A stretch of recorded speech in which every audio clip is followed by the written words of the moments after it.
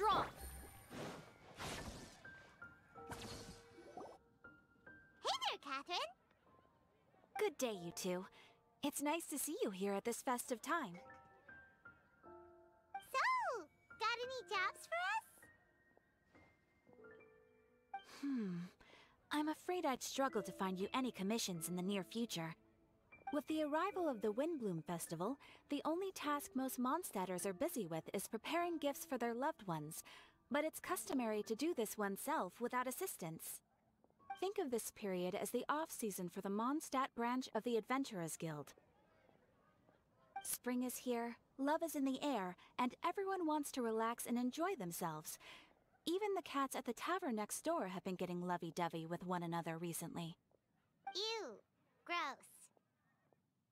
You know that feeling you get when you burst out the doors after a nice nap, hoping to make it to the store before the...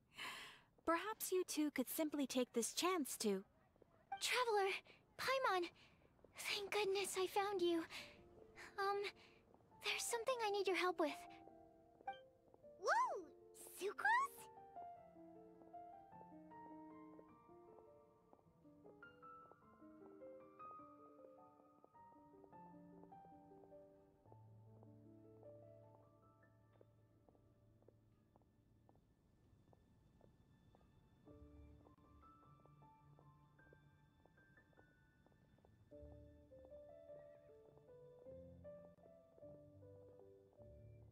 Go ahead, Sucrose. We don't have anything else to do right now anyway. Phew. Okay. Here's the situation. I've been appointed as the Windbloom Festival's special ambassador by the Knights of Favonius this year.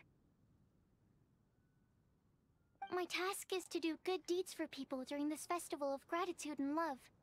Nice one! So how did they decide who to appoint anyway? They spun an empty bottle donated by Angel's Share inside a circle with all our names on it. Whoever's name the bottle stopped at got chosen.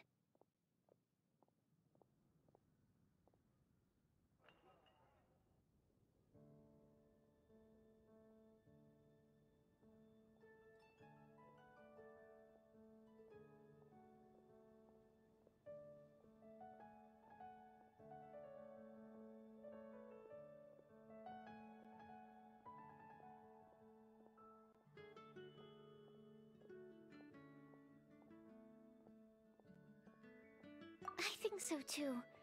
But everyone said that it was to make it fair, so everyone had an equal chance to become the special ambassador. The thing is, I'm not great at dealing with people, so I was really daunted by it at first. But I'm still glad that I got this role. Luckily, I came up with a way to spur myself on, which has helped. Have a look.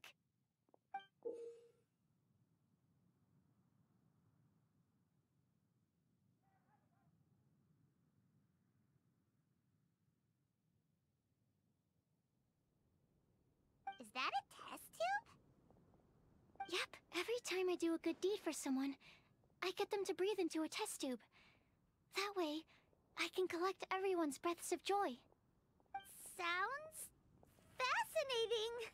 Are you gonna use them in your research? Yes. I believe these breaths of joy will serve as valuable raw materials for alchemical transmutation. With any luck, I'll be able to produce something truly miraculous.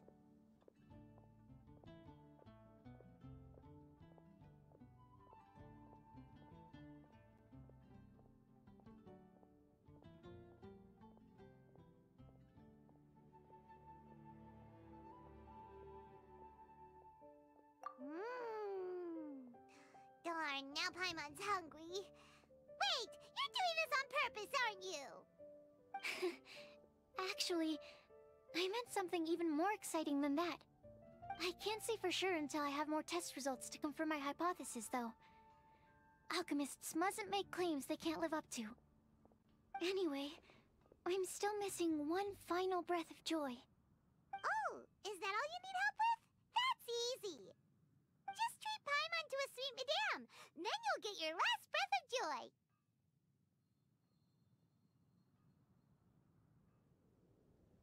Hey, come on! Paimon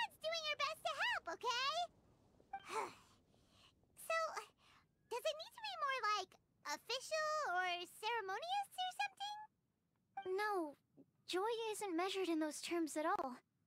Let me put it this way. Have you ever planted a fruit seed and cared for it while it grows? In the same way that those tender, sweet fruits are the product of your time and effort, the amount of joy derived from an experience is positively correlated to the degree of hardship overcome during it. For example, in my case, I would say that to experience a statistically significant amount of joy, I'd have to do something like spend 6 months developing a medicine formula to a point where it was finally consistently effective. Similarly, in order to collect a significant amount of joy from other people, I have to find ways to do something sufficiently challenging on their behalf. Oh, Paimon gets it now. Long story short, you want us to help you find people for you to help. Oh, that's pretty tough given that it's the Windbloom Festival and all. Oh, I figured since you're such experienced travelers, you might have some ideas. But if even you don't know how to approach this...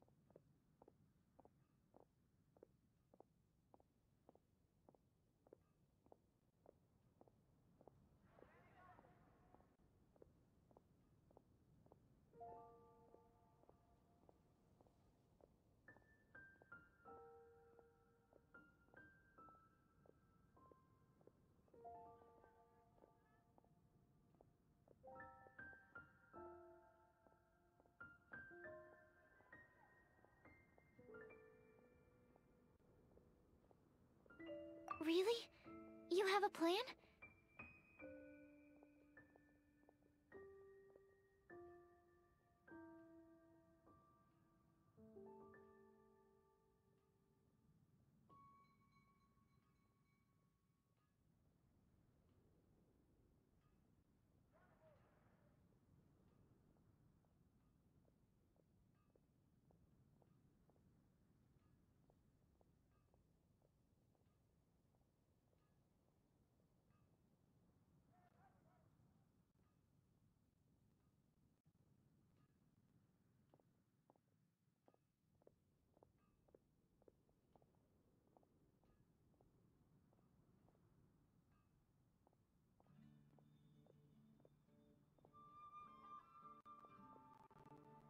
Well, if she's in, then Paimon will help too. With the talking, anyway. But, if things don't work out, can Paimon still get that sweet madame? Oh, come on, Traveler. This is a festival of gratitude and love, after all. How could you refuse? Excuse me, Sucrose? Could I borrow you for a second? Package for you. Oh, sure. Be right back.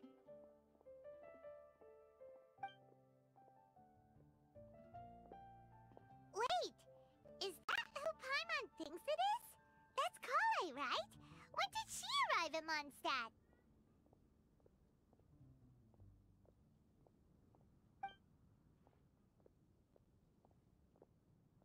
Let's go say hi!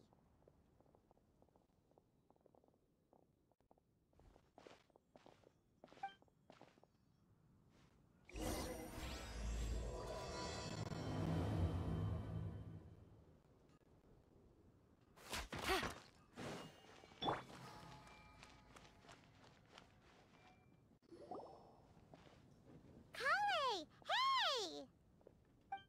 Oh, hey you guys. What are the chances? You were staring into space just now. Something the matter? No, don't worry. I'm fine.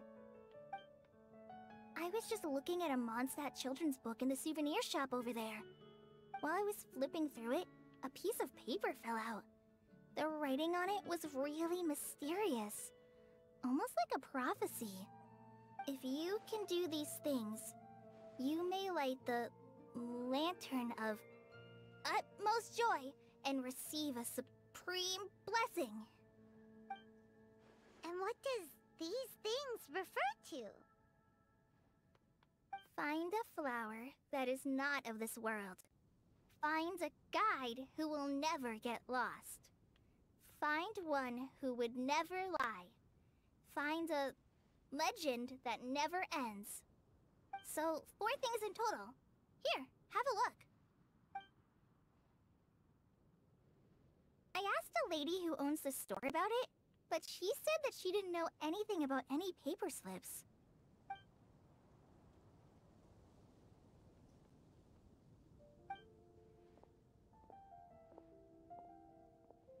Hi there.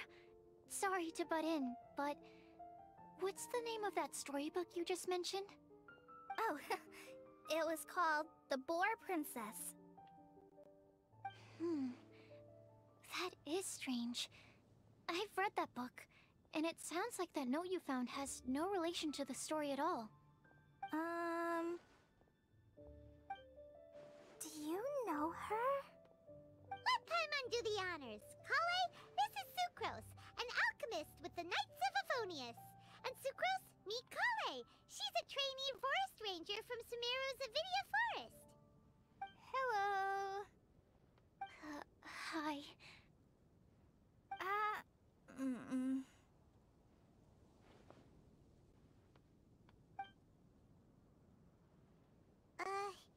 This is getting awkward fast. They're both so shy.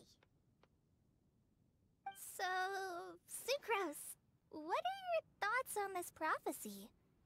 Could it be real? Without having done any research, I couldn't comment definitively. But if you want my subjective opinion, I don't think that it's a nasty prank or anything.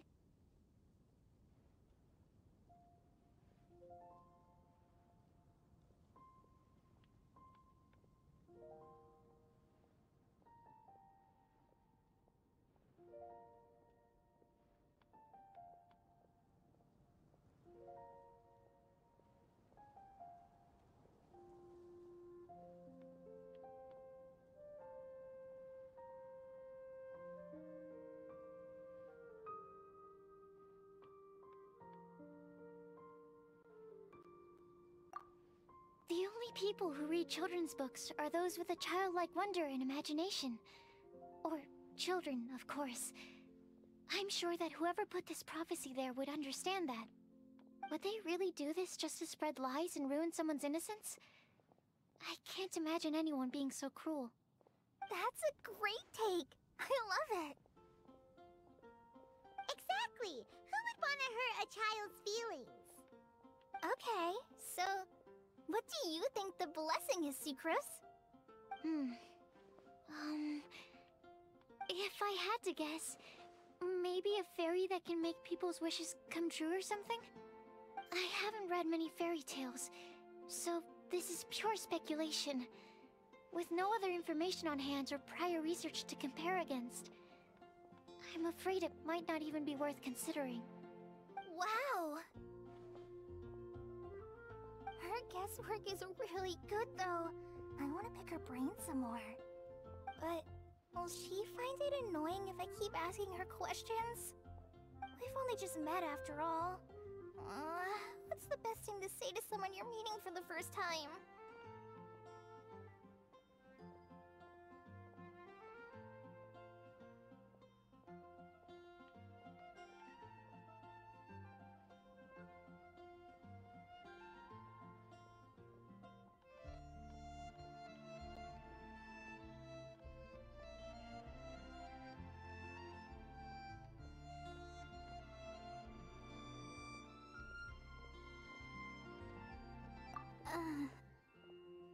Well, yes.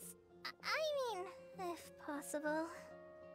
Then, what would you wish for, Kale? I'd wish for a better personality. Uh-huh. Huh? You can't waste it on that. You've got a great personality already. That's very kind of you. But if you know me like I do... Kale! I know that voice! It's...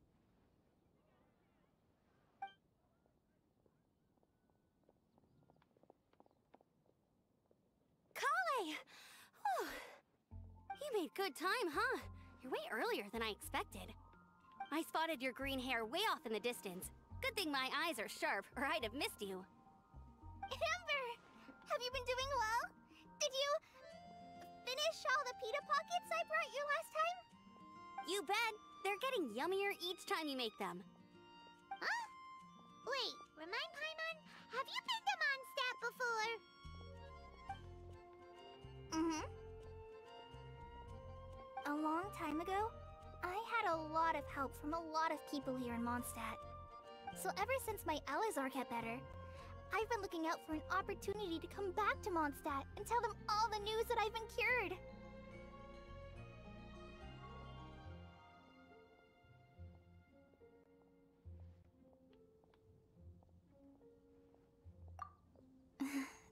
Thanks.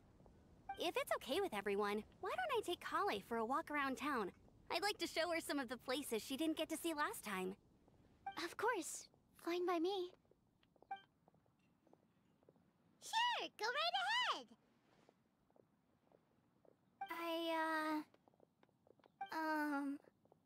Sorry, Amber. I agreed to meet my traveling companions by the city gate in a few minutes, so I can't go with you just yet. Oh, that's all right. In that case, you guys go rest up, and I'll go see Master Jean to ask for some time off. Oh, okay. Traveler Sucrose, could you look after Kale for now? I'll come get her later and take her out. There's still a whole bunch of people I need to introduce her to. Sure, no problem.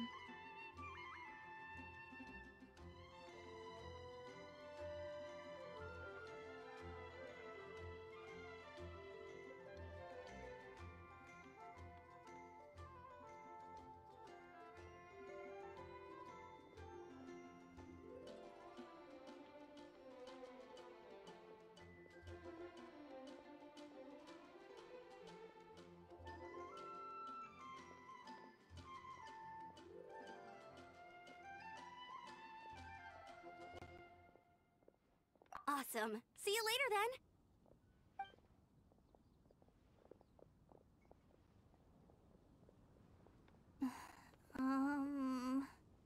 You alright there, Kale?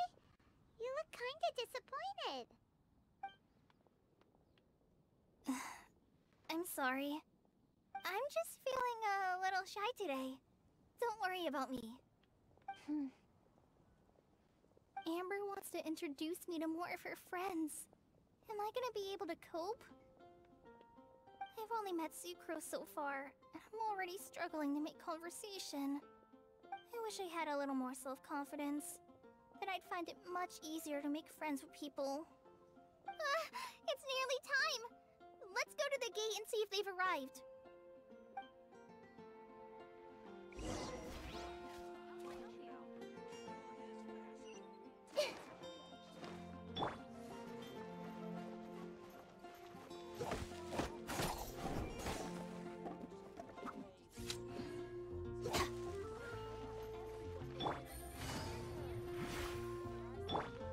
Stand with me. Share my knowledge.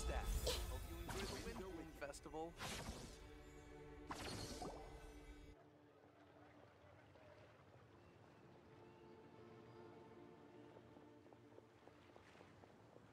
Why is this humble windmill such a great view? I mean, it's understandable. It must have been a long time since you last came to Mondstadt. Because it is the true Great Vayu Viastra?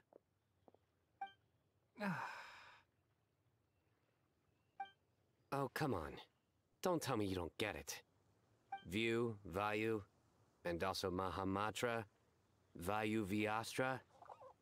No? Kainari, Sino, over here!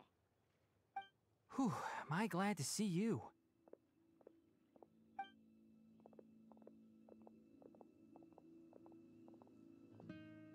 And who's this young lady? Master, this is Sucrose, an alchemist with the Knights of Favonius. We just met. Sucrose, this is my teacher Tainari. He's a highly respected forest watcher in Sumeru, and he's also a very famous botanist. Kale's exaggerating. I'm Tainari. Pleased to meet you. So you have a teacher as well. The pleasure is all mine, Tainari, sir. Yep, he's extremely knowledgeable too. And this is General Mahamatra Sino of the Sumiro Academia. He's really famous in Sumiro as well. Greetings. Though if I might say so, we're purely here for personal reasons. You needn't be unduly concerned with our official positions. And Kale, there's no need to use my full title. Sino is fine. Or sir, if you absolutely must. Indeed.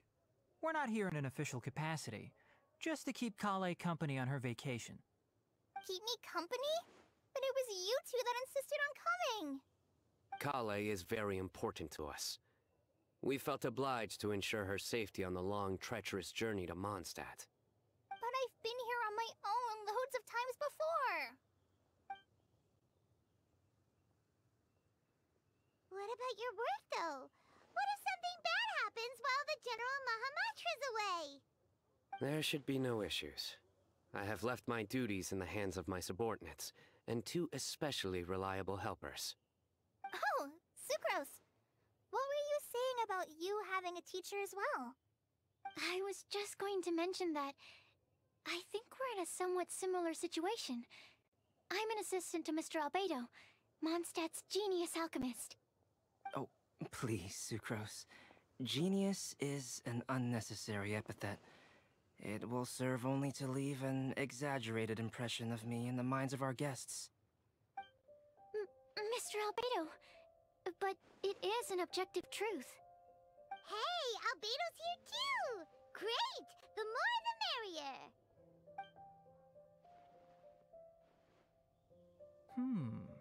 So tell me, Sucrose, since your specialty is bioalchemy, what do you know about the antitoxic properties of the calla lily? Wait! Can we hold off on the nerdy topic for now? Paimon doesn't want to be left out. Oh, as it happens, I've studied the calla lily in quite some detail before, with it being a species native to Mondstadt. I wrote a whole report on my findings. If you're interested, Mr. Tainari, sir, I can go get it for you. We're supposed to be here on vacation, and you're already thinking about how to improve your herbal medicines? Also, I thought we'd agreed to take on new identities for this trip. What new identities? Mine was Adventurer Sino, skilled desert explorer. Tainari's was technological consultant to the treasure hoarders. Very much so. I do wish some of the less cautious adventurers in the Avidya forest would consider coming to Mondstadt instead. What Philanimo mushrooms lack in texture, they make up for in not causing vomiting or diarrhea. Are you contemplating using some compounds from the calla lily as active ingredients in a targeted antidote? Yes, I gathered a few on the way here, and my initial research suggests to me that it could be worth a try. Okay, I got it. But as much as I don't wish to be a wet blanket, it takes a huge amount of experimental data to conclusively prove how different drugs interact. Estimating the total development time would be very difficult. Add in the time for procurement and delivery of essential materials, and I'm not sure if we could complete development before you need to return.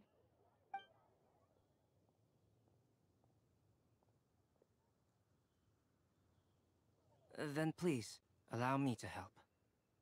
Mr.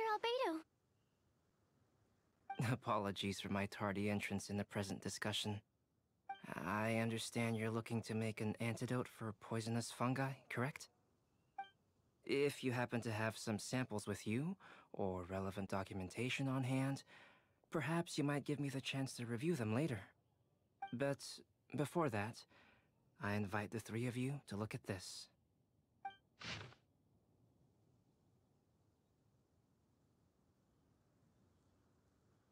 Food and lodging arrangements?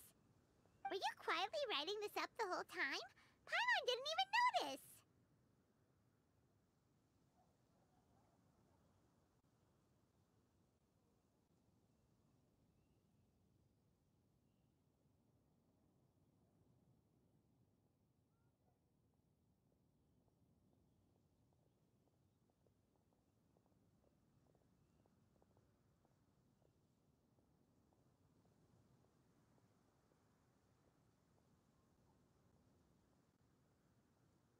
Hardly.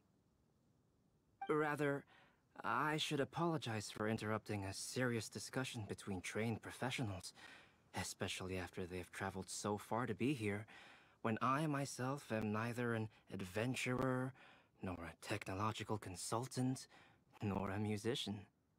Nevertheless, I would encourage you to have a knowledgeable local arrange your detailed itinerary while you're in Mondstadt. Take a look, and should you find anything here to be objectionable, it can easily be adjusted. This is too kind of you. These arrangements are quite excellent. It looks great! Even Paimon feels like tagging along for the food and board.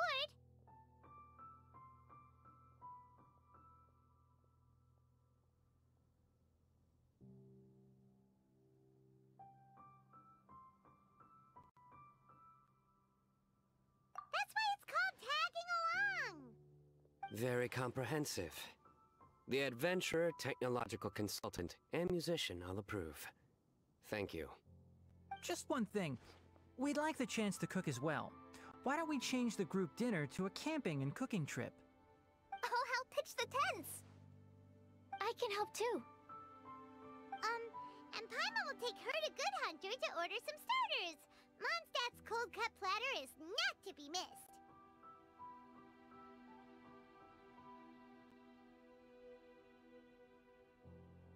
Great, then it's decided.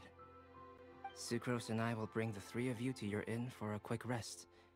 You two, let's meet by the lake this evening.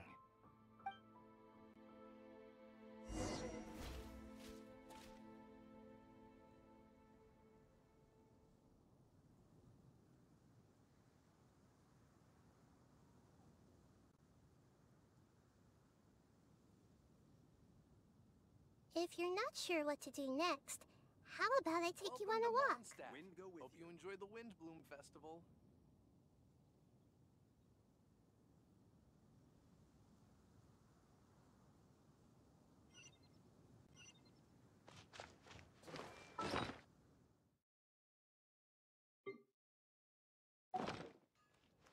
Mondstadt welcomes you.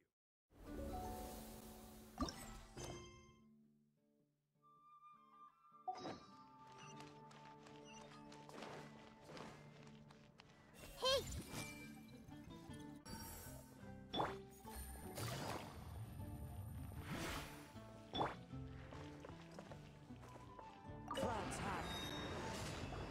Hey, Sarah! Can we have a cook? Sure. Would you like anything else?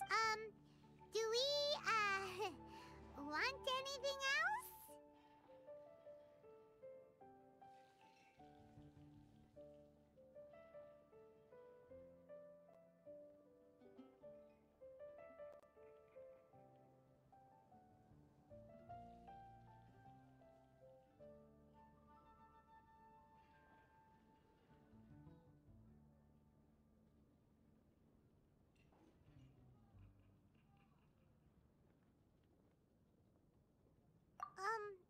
Okay, yeah, that'll be all.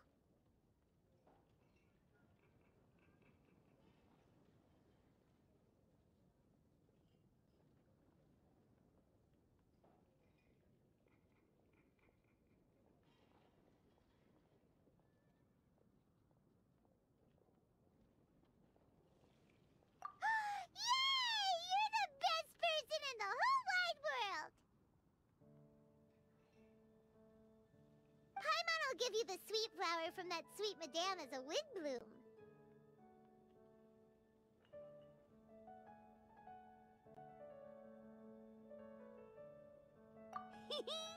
No need to worry about that.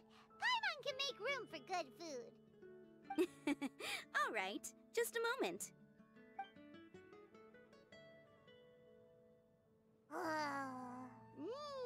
That was great. If that was a Windbloom treat, then Paimon wishes it could be the Windbloom Festival every day.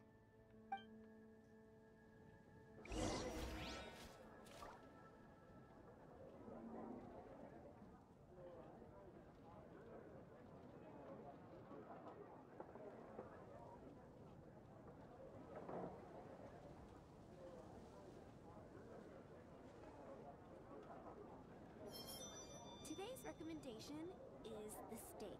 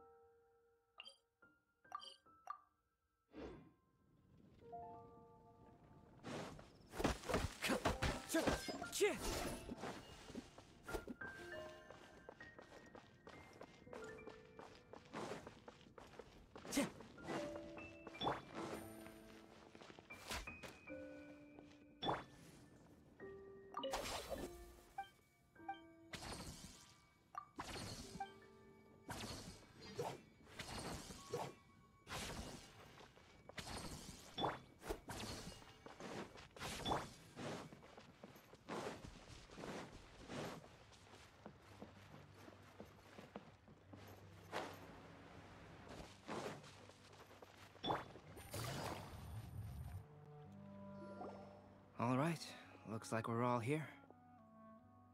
Not at all. We just came early to set everything up, since we happen to be free today. Kale put up the tent so quickly, but still managed to tie very sturdy knots. You can really tell that she's a professional. I didn't do much apart from passing materials around. Thanks. It's all thanks to Master and Sino. They taught me everything I know. What can I say? For a skilled adventurer, this is just another day on the job. Are you quite finished?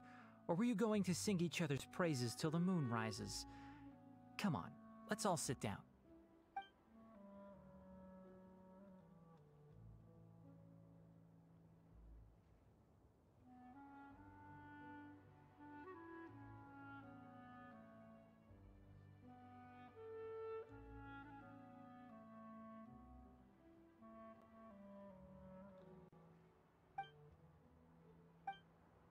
That sunshine sprat was really very good.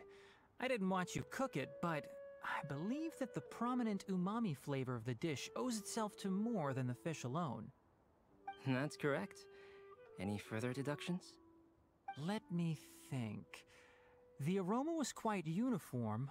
Unlike that of a spice blend, it was also unfamiliar to me. So I would venture that it was a Mondstadt specialty. As far as edible Mondstadt plant species are concerned, calla lilies are usually used in soups. So if I had to guess... small lampgrass? That's right. I've long heard that Sumeru's fish with cream sauce is noted for its gentle texture, which brings out the tenderness of the fish. Here in Mondstadt, we're not quite as varied in the use of spices as in Sumeru, but the principle of bringing certain distinct flavors to the forefront through combinations of natural ingredients is very much the same. I liked it a lot. I'm curious as to the exact ratio of ingredients. I'll write a copy of the recipe for you. Would anyone like to try the nutrient-dense meal I made? I'll have some. What about you, Kale? It doesn't look like you've eaten very much. Is your appetite low at the moment? No. I just don't eat a lot normally.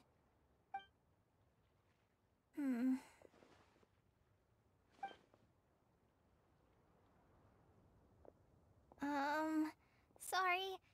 I didn't mean to make things awkward. Tainari, while we were on the road, we spotted something white, walking on two legs. Was that Paimon? Which day was this? Just after passing through Stonegate. Sino, are you sure your eyes were working that day? Or maybe your hood was blocking your vision? Paimon always flies. There's no way she'd ever walk. Is that right? I thought that you'd made me snacked on too many local ground nuts.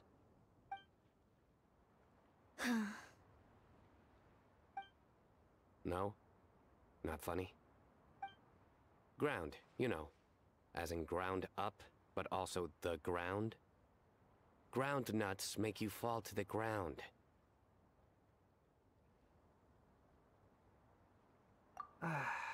Think of this as part of the process of getting to know Sino.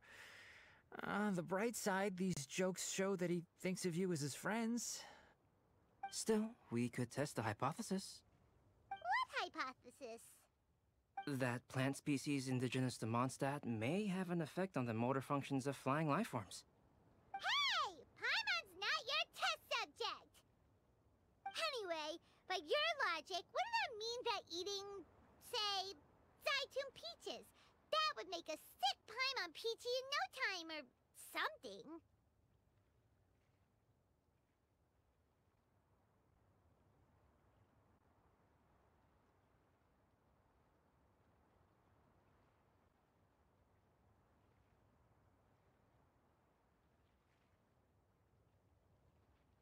Hey! Not you two!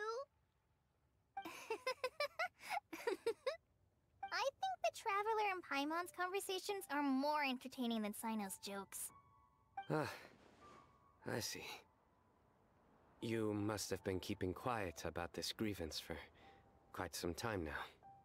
You seem much cheerier now that you're here in Mondstadt, Sino. Actually, it feels like you're a completely different person. That's because I'm Sino the Adventurer. Hmm? It's not? In fairness, you only saw him in his work mode while you were in Sumeru. He's actually like this most of the time when he's in a good mood. Yep, it's true. Sometimes when he's eating, he'll grumble about how the bowl is too shallow for the amount of food it contains and other random stuff like that. I understand. Then allow me to reintroduce myself. Before, you knew me as General Mahamatra Sino. Now, please see me as Sino the Adventurer. Yeah, so that's another thing he does. He'll keep repeating something he thinks is funny until you stop trying to resist. So you have two different mental states? Almost like different phases of matter. Interesting. I want to learn to do that too. I think in your case, the two states we would end up with would be highly conscientious sucrose and stupefied sucrose. Oh, by the way, was there any reason in particular that you chose Mondstadt as your destination on this occasion? Oh, well, Lisa once told me that the Windbloom Festival is one of Mondstadt's biggest events of the year. I wanted to take this opportunity to give everyone a Windbloom, as a token of my heartfelt gratitude for everything they've done to look after me. Plus, it was a good chance for Kale to get out and meet some new people. Kale Lily. What? Kale's Windbloom. Maybe she should call it a Kale Lily. It sounds very Mondstadt. There's also cauliflower, which would technically make more sense, but somehow it doesn't sound as nice.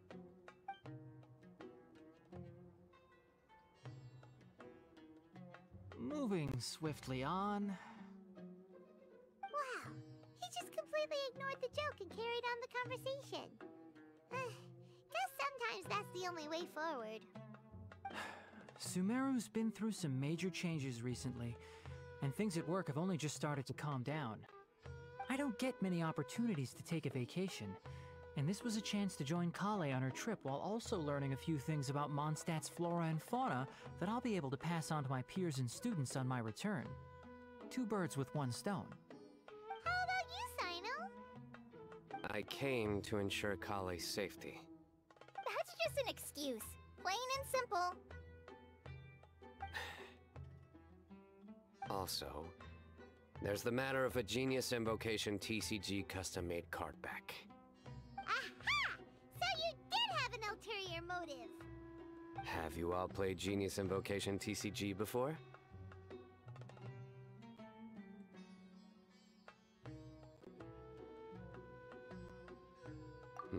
Well, you should, for the sake of our continued friendship. When I first began contemplating getting a new card back, I asked around before eventually deciding to ask the legendary Mr. Calx for guidance. A friend of mine, Sawada, whom I played cards with on occasion, had been to Inazuma for the Irodori festival. He told me that Calx was a Mondstatter, so I should try my luck there. Calx? Isn't that... You mean, he's a friend of yours? I see. So, you came to Mondstadt in search of Calx. No, that is inaccurate. I came here principally to protect Kale. You most certainly did not. Kale's been here on the quiet numerous times, and this is the first time you felt the need to join. Not only me, same applies to you too, doesn't it? If my writer friend were here now, I'm sure he would describe this curious coincidence as having the makings of a good story. It's always a pleasure to meet a fan. Oh, here he comes! Wait, you mean you're Mr. Calx? Having my new friends address me by my pen name feels... somewhat unusual. Please, just call me Albedo. Huh. So you're Calx. Sino's been talking about you non-stop recently. He's intent on getting you to design a bespoke card back for him. You didn't have to say all that. I don't usually take private commissions, but I believe that we are friends now, all of us. Our conversations have been deep and interesting, and Sino, your passion for this game is indeed one of a kind. I can see it in your eyes. Obviously. And given that you've come all this way from Sumeru to see me, I'd be quite honored to take this commission. Wow, your teacher's so nice. I feel the same about yours. Well, they definitely have different personalities, but they're similar when it comes to their character. So, how much should I budget for the timeless masterpiece you will produce for me? Surely, timeless masterpiece is something of an overstatement. Any artwork fit to appear on the reverse of my card decks is by definition a timeless masterpiece, even if I do say so myself. Don't mind him. These TCG nutjobs are all like this. I see. So, this has an almost religious significance. Well, for starters, I'd like to hear a few more of your jokes. My jokes? You like them? I do. Really? I didn't see you laughing. Yeah, well, the joke's ability to induce laughter is a separate matter, but I certainly find them fun. If I might interrupt, does anyone else smell something strange? My nutritional meal! Will it be okay? Should we go over and take a look too?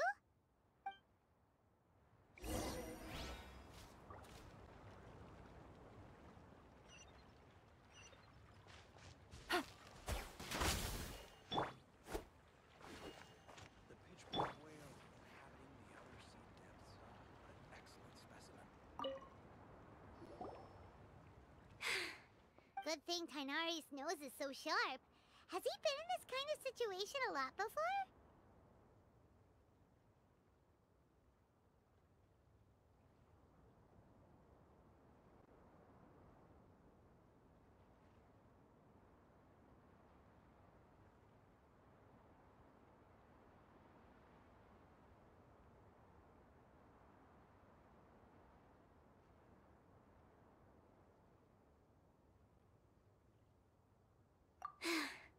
I know, it's just... I'm sorry to disappoint Sino. I guess we'll have to do this again another day. Oh, yes. I'm not sure if you've noticed. Kale seems a little... depressed. I noticed she was in a low mood when everyone was talking. Remember that note she received? I was just thinking. I want to try solving this riddle and giving Kale the chance to accept the blessing. Oh, yeah! She's someone who needs your help. Exactly.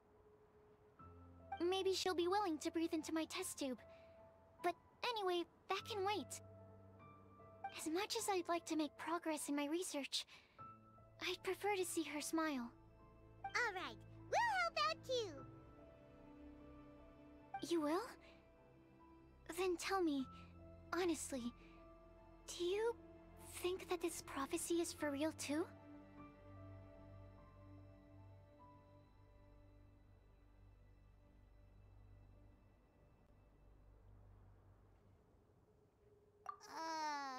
Huh? Right!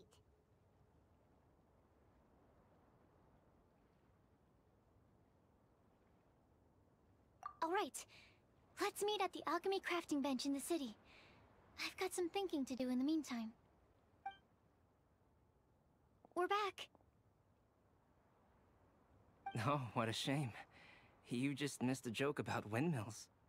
Stop, please. I don't need to hear it a fifth time. That bad, huh? Well, now Paimon really wants to hear it for some reason. Didn't you say you want to see the Dragon of the East at some point? When are you going? Tomorrow morning. And you? What are your plans? I'll go into the mountains to have a stroll and collect a few plants as samples. Oh, perhaps I could join you? I'll be looking for inspiration for these card back illustrations. Found you! I knew I was onto something as soon as I saw the fire. Wow, you have really sharp eyes. That's an outrider for you. Uh-oh.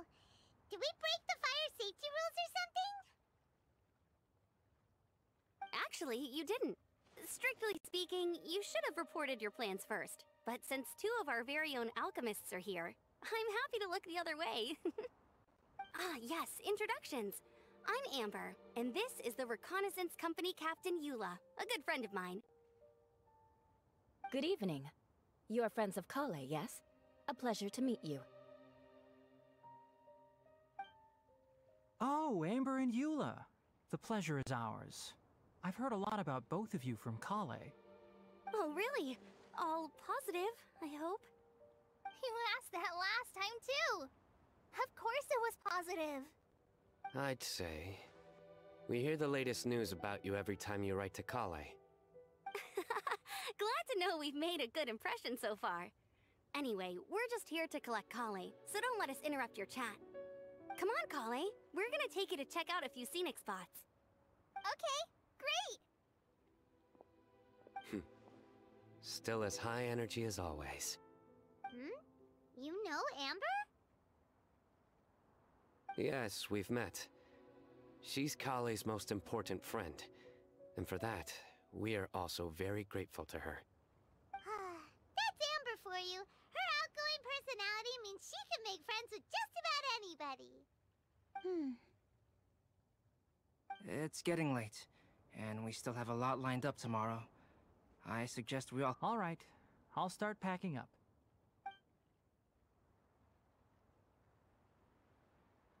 You're gonna get the tone-deaf bard to check out that note, aren't you? Guess Paimon knows you pretty well, huh? Knowing him, he should be hitting the taverns around this time.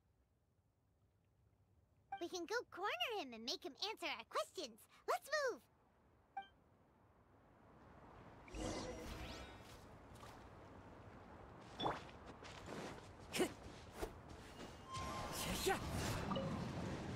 Time to go.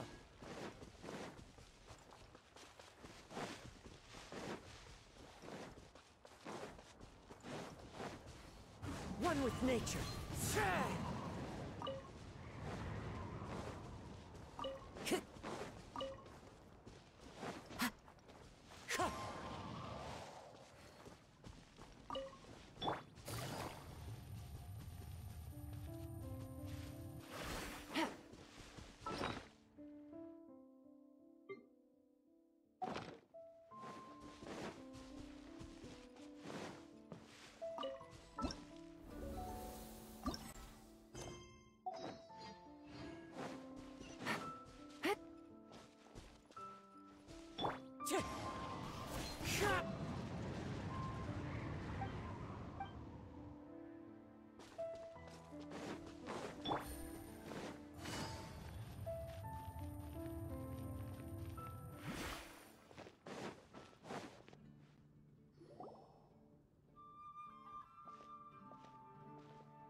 Oh, it's been a while. Paimon called it. Tone deaf bard, drinking as usual. Put your drink down and get your game face on. We've got some important questions for you, mister. Okay. So, what do you make of it?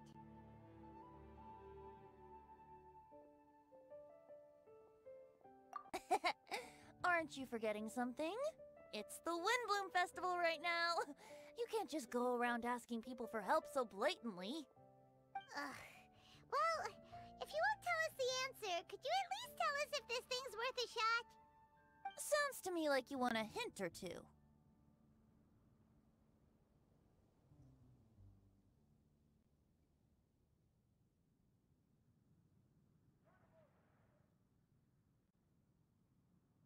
A fine answer. The person who wrote this prophecy is very powerful. If you manage to solve the riddle, good things are sure to happen. Also, I happen to know where this lantern is.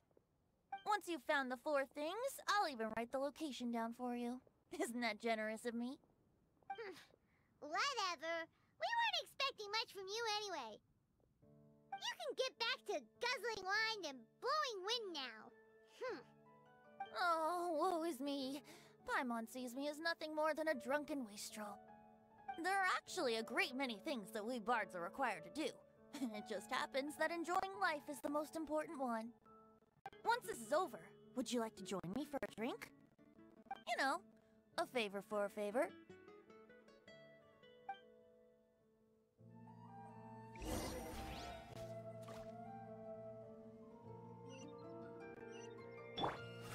Grow.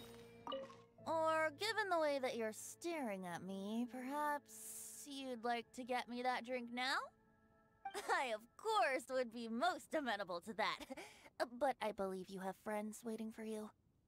Don't worry, there'll be plenty of time during the festival.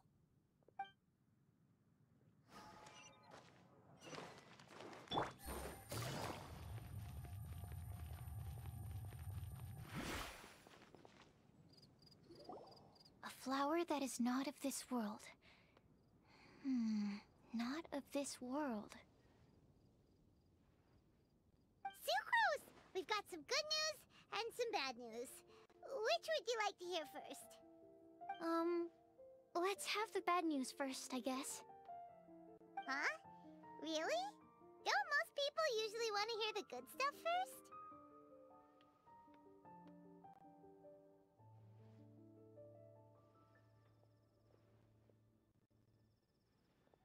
Alright then. Basically, we went to Windrise to divine the breeze. The wind said that the prophecy is real and that your idea is a really good one. That doesn't sound like bad news. So what's the real bad news then?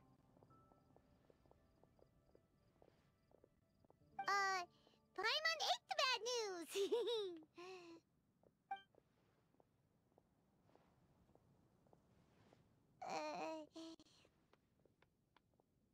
Blame Sino! If it's not funny, then it's his fault! It's fine. Well, that puts my mind at rest. Now, back to the other issue I've been mulling over. I was thinking about the flower that is not of this world. It could mean a human-cultivated variety that doesn't occur in nature. But that's basically claiming that it doesn't come from this world in the first place, when actually it's just a variant of an existing breed. So, the initial question is, can the flower's origins be traced back to a natural organism? If so, it cannot be correctly described as not of this world.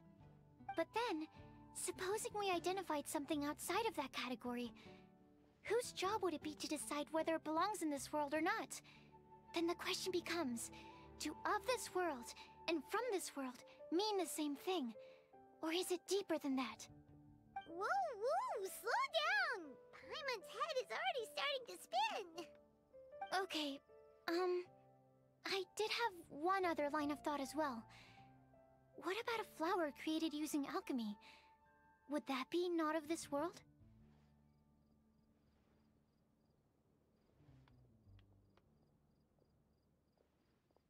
Albedo may know the answer, but asking him right away would be like asking the teacher for the answers to your exam paper. It would render our search for the truth meaningless. I'd rather try and figure this out for myself. Could it be the wind bloom? Oh, now that you mention it, that's definitely a possibility. The wind bloom doesn't refer to a specific flower. Everyone defines what it means for themselves. In which case, the wind bloom doesn't exist in reality. This does seem like a promising direction. I've made a note. Okay, I better go read up on this. Yay! Paimon was actually useful this time! Guess we have that sweet madame to thank, huh?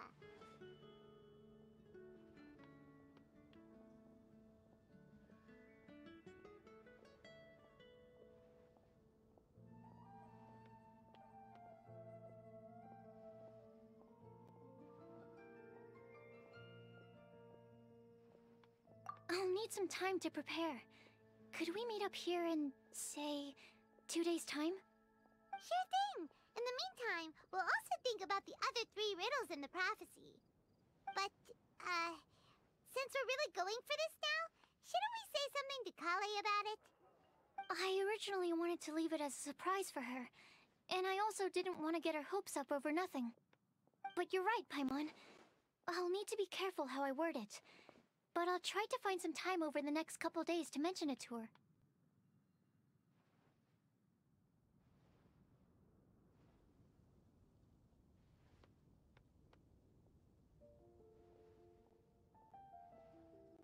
All right.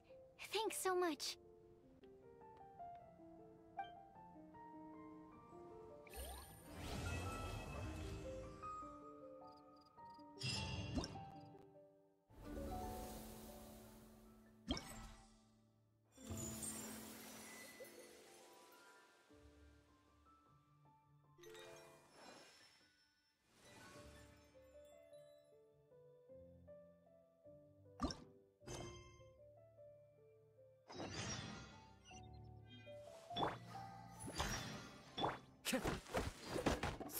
Time to go.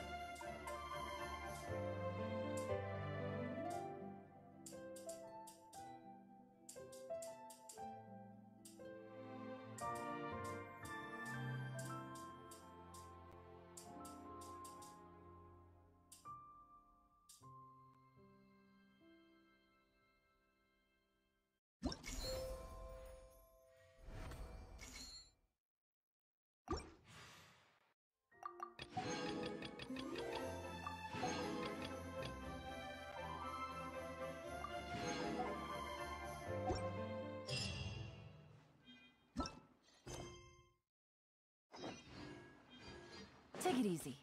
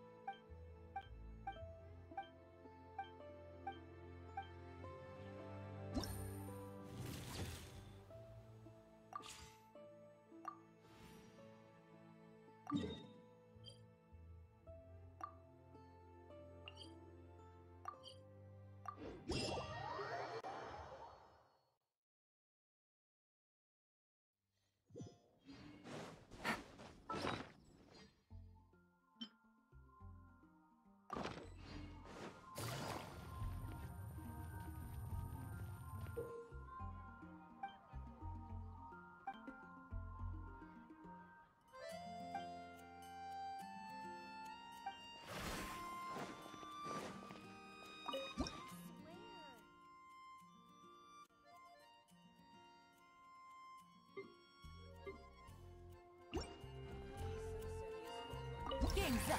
Fun's over.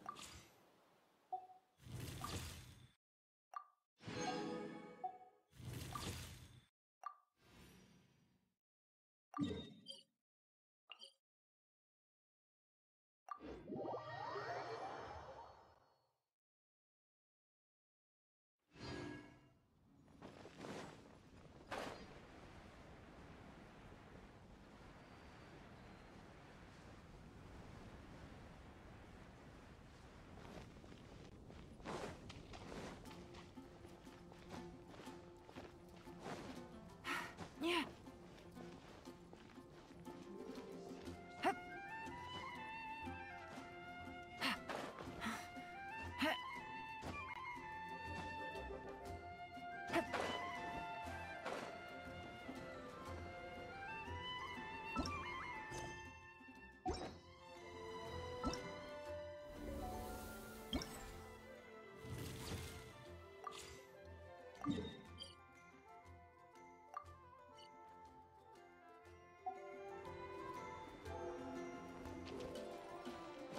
Take it easy.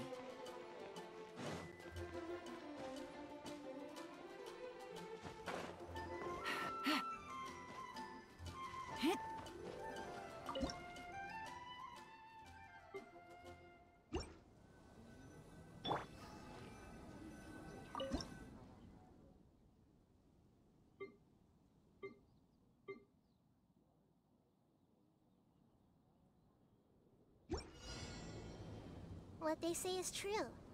You have to see the world for yourself.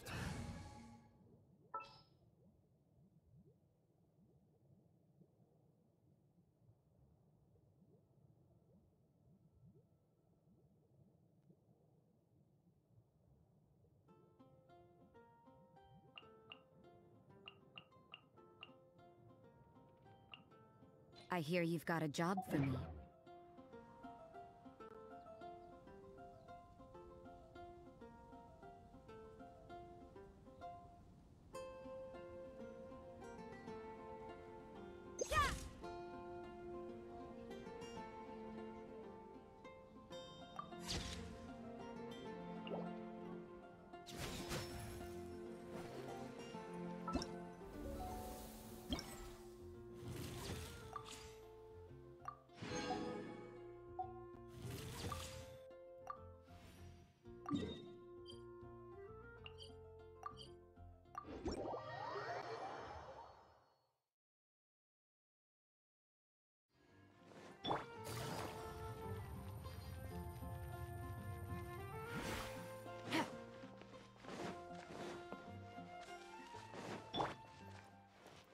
coming!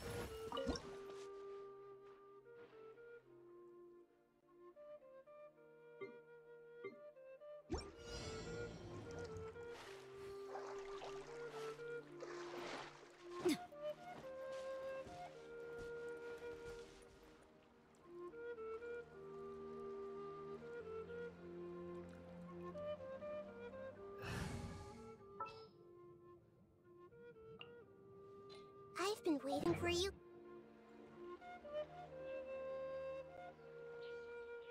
I see everything.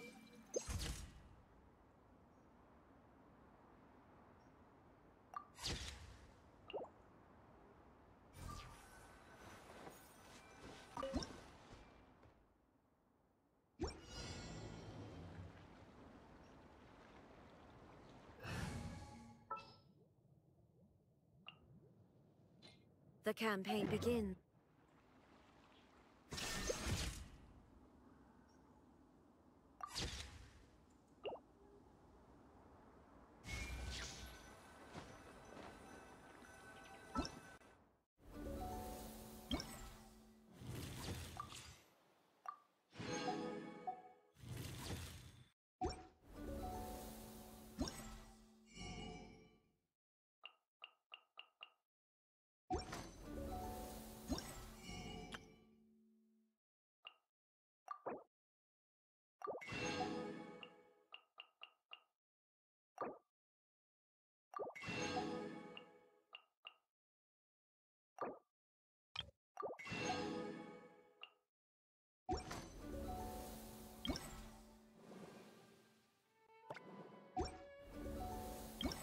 Inactivity, sir.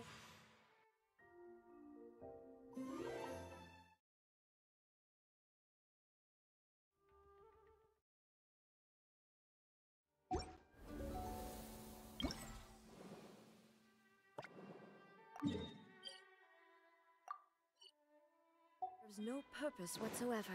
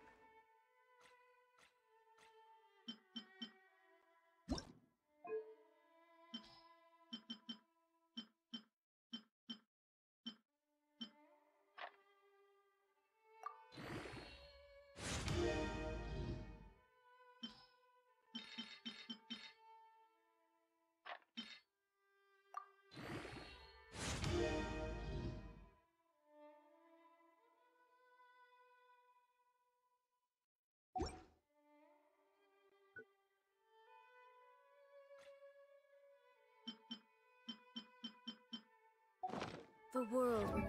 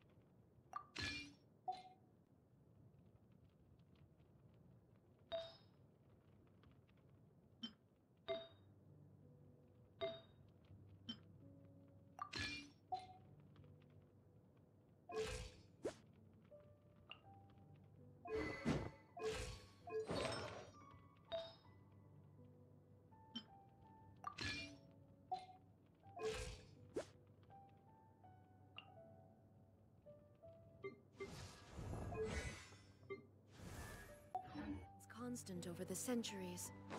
But human life is like the dew at dawn, or a bubble rise.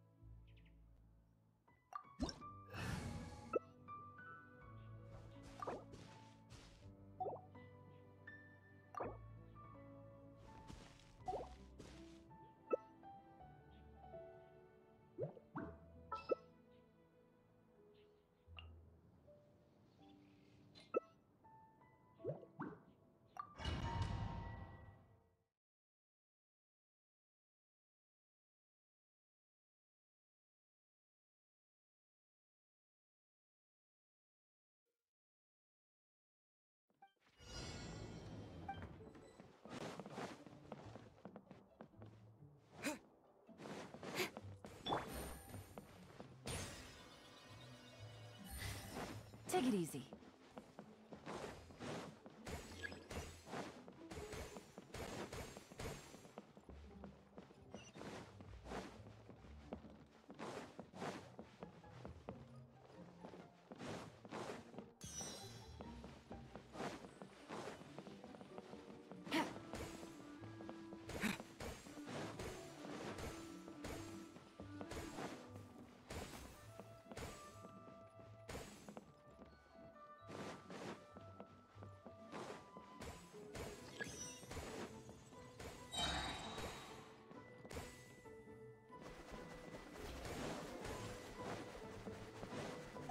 Take it easy.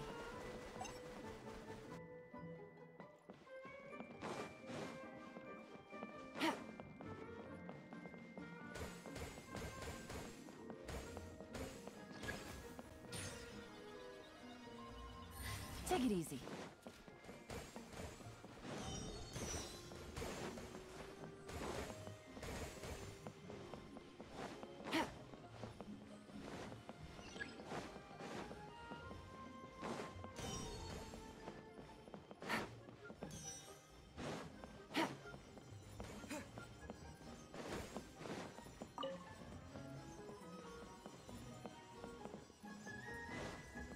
Take it easy.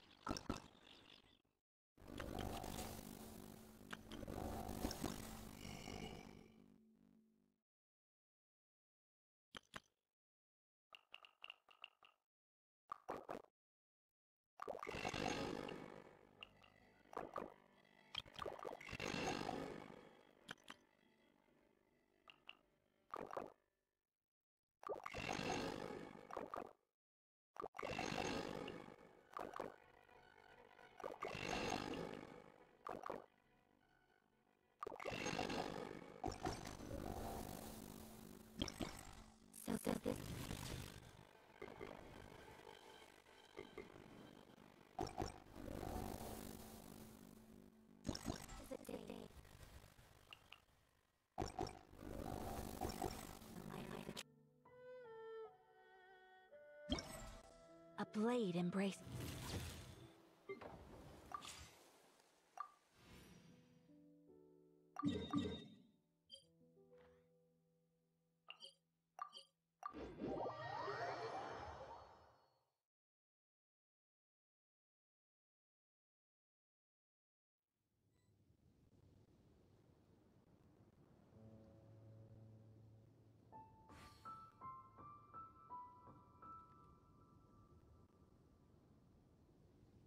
A blade is like a tea leaf.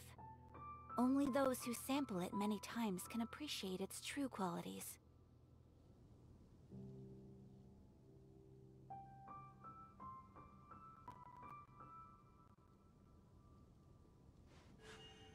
A blade embraces its duty, as a jeweler cherishes their gems.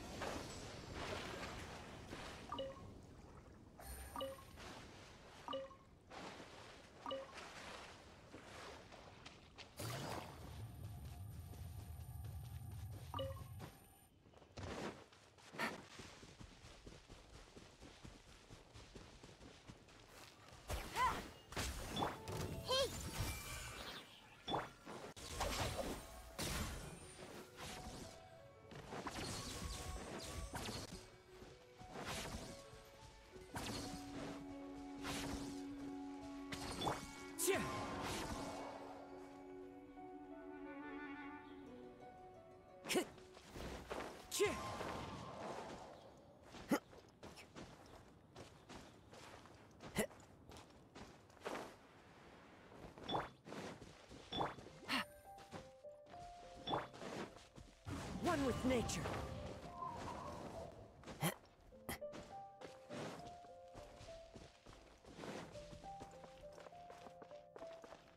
Into the wind.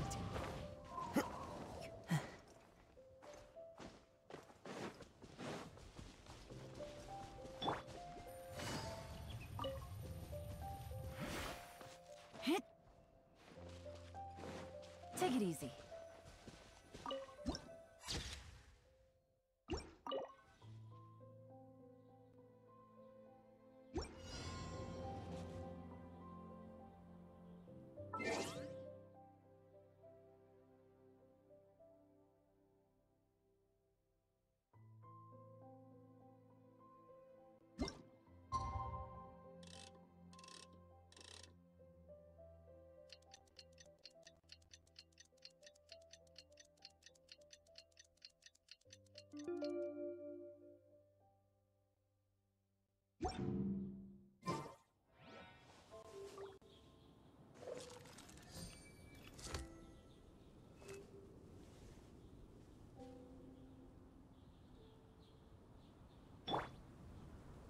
The wind knows me.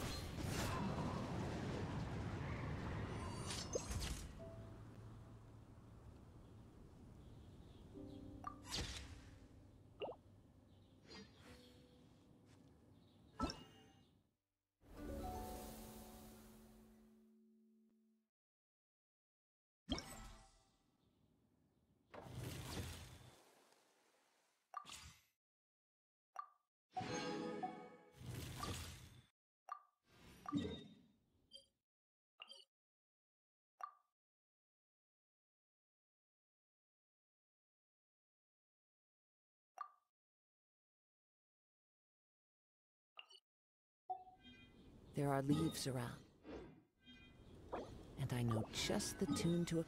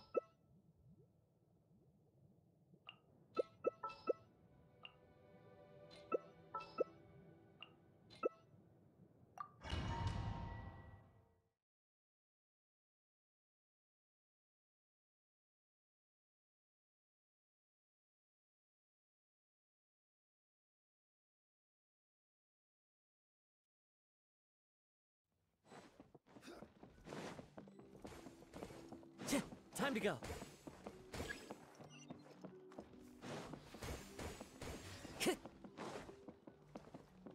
Time to go.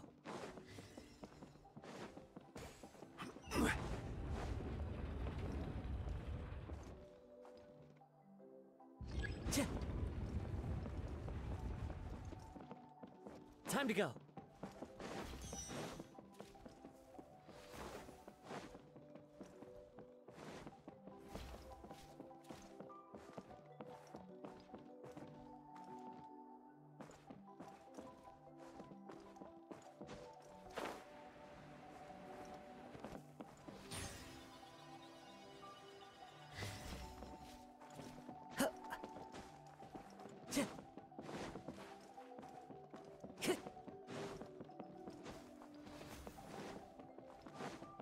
Time to go.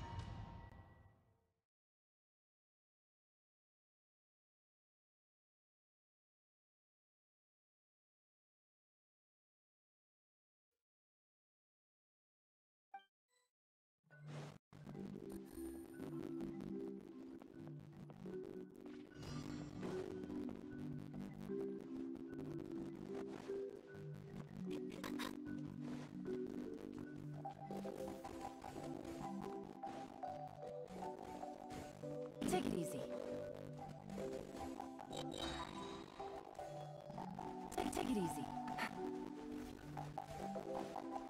Take it easy.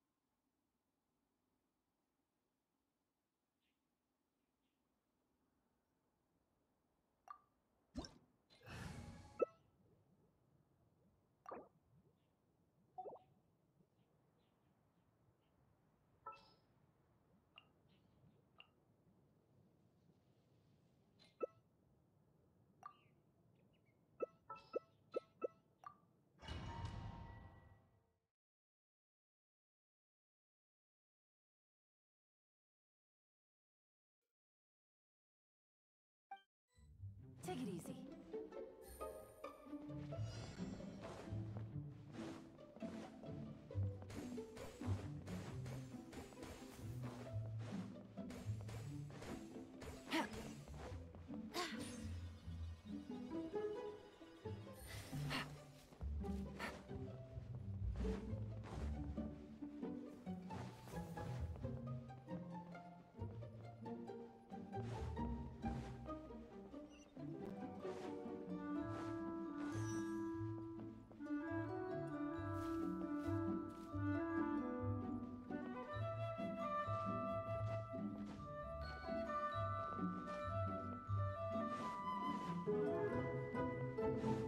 Take it easy.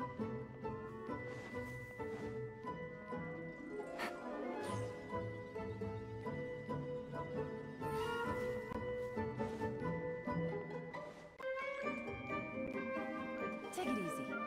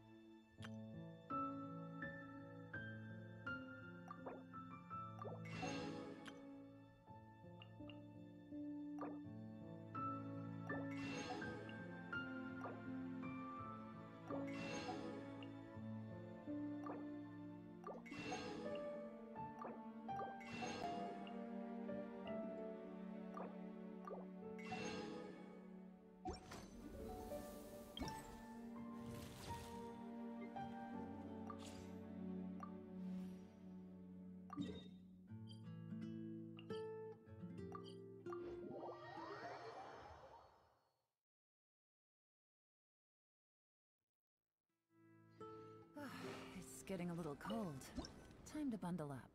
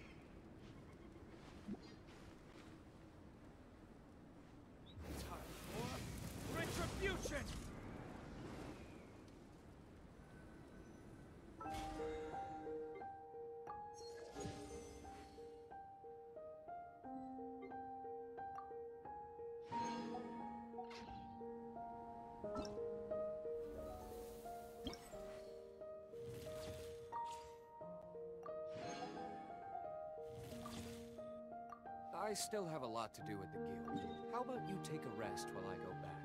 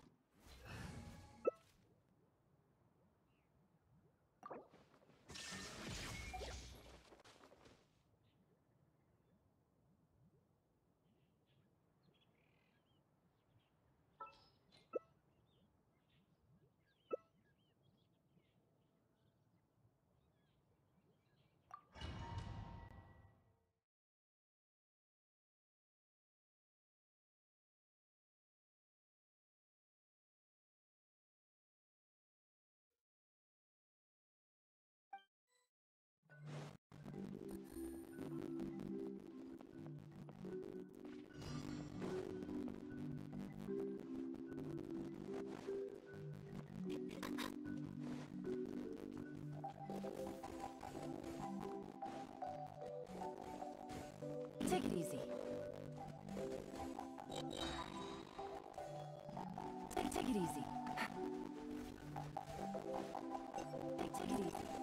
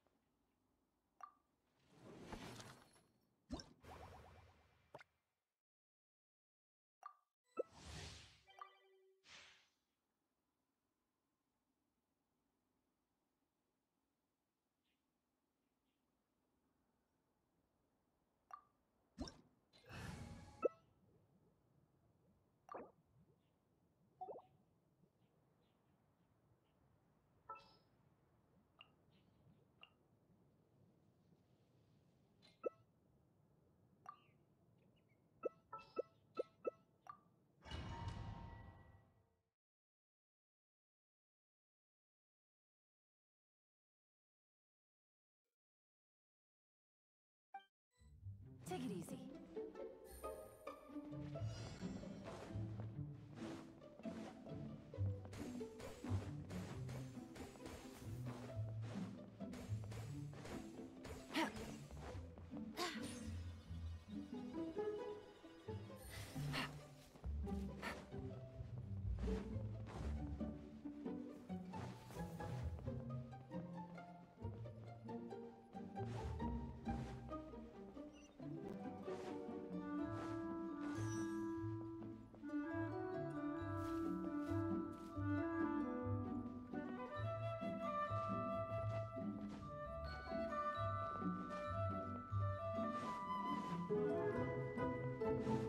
Take it easy.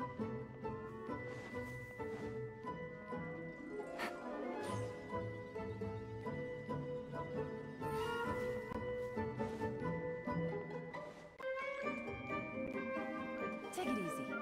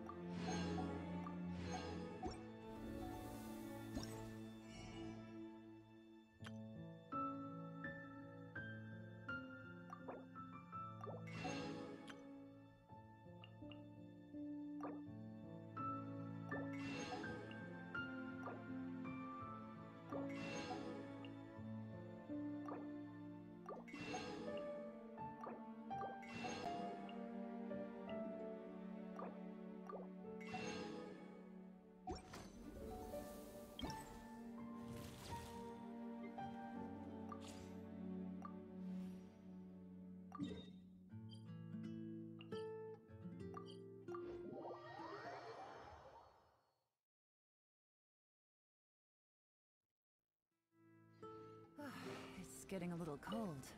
Time to bundle up.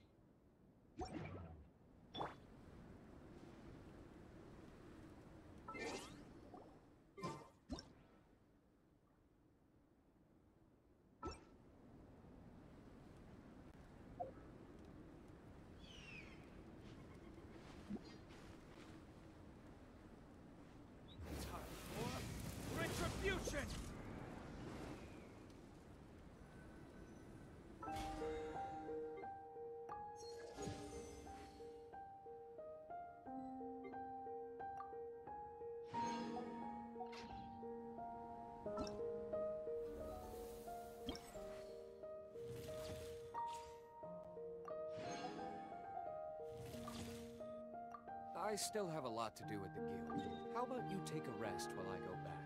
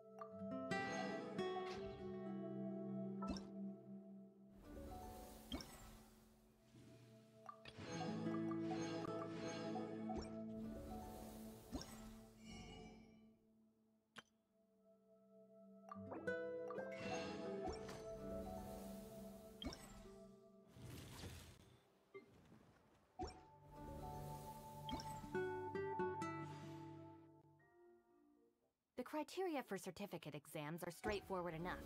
What it really comes down to is whether you are willing to put in the time.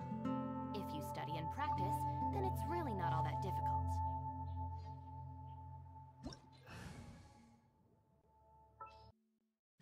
During my impromptu app... Since...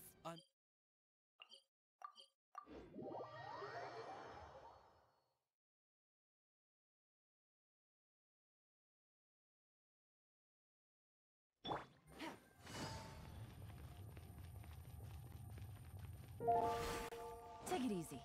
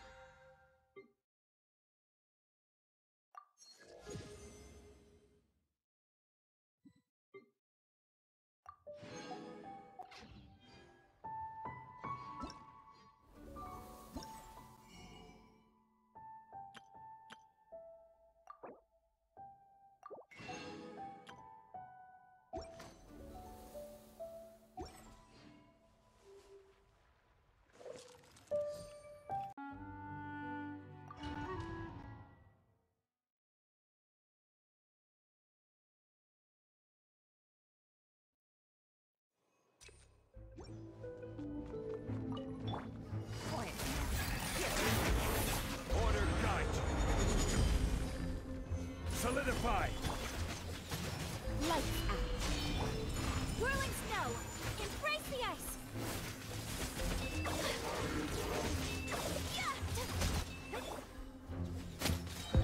Busted. These are about to get set. Shiver! This is order! My apologies! Kamisato art! Sumetsu! Quietly now. Judgment! Take flight! Game set! Punish me!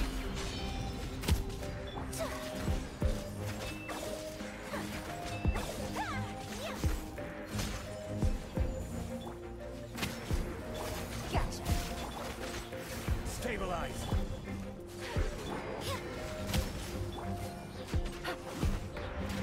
These are about to get set. Lights out.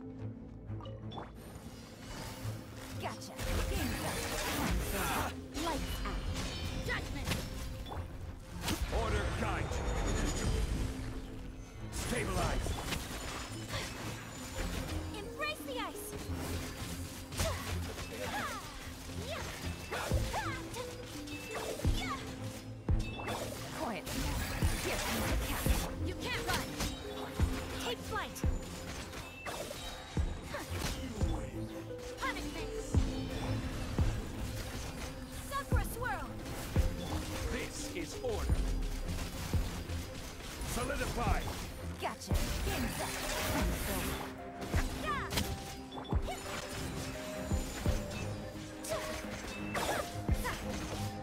You can't run! Lights out. Yeah. Gather! My apologies. Get set.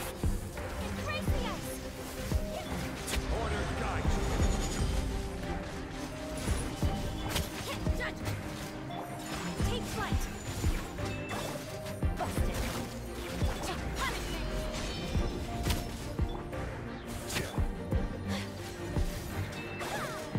My apologies.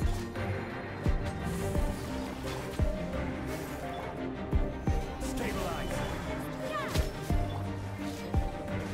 Take flight. Lights out.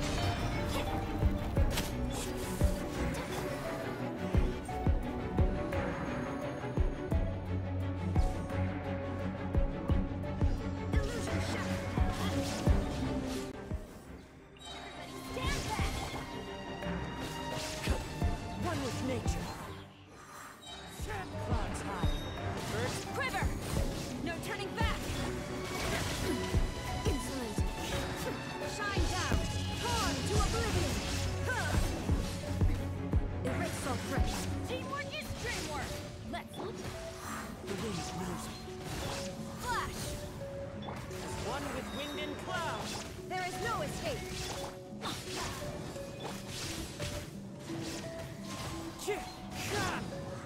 Let's light it up. Everybody stand. Quiver. Storm the front. Wind strike.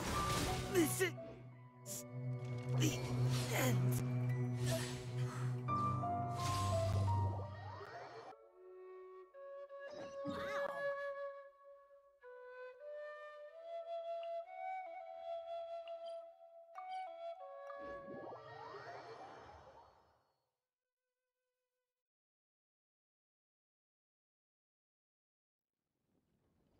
Benny's Adventure Team, assemble!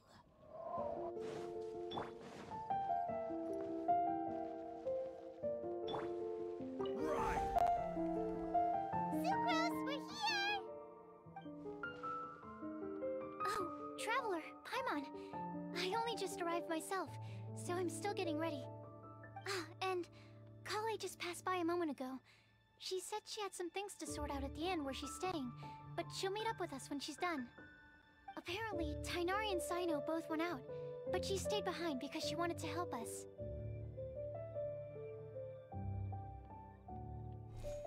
Not too bad.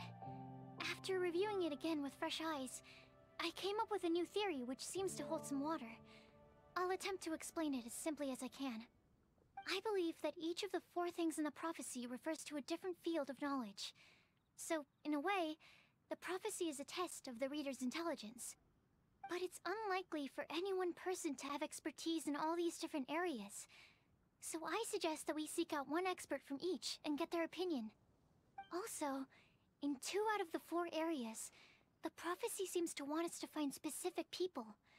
It may even turn out that the people themselves are the answers. So it sounds like we should put our heads together and list out the people who can help us. Exactly. I think we can go through each riddle in turn and generate 4 groups of names to match the 4 questions.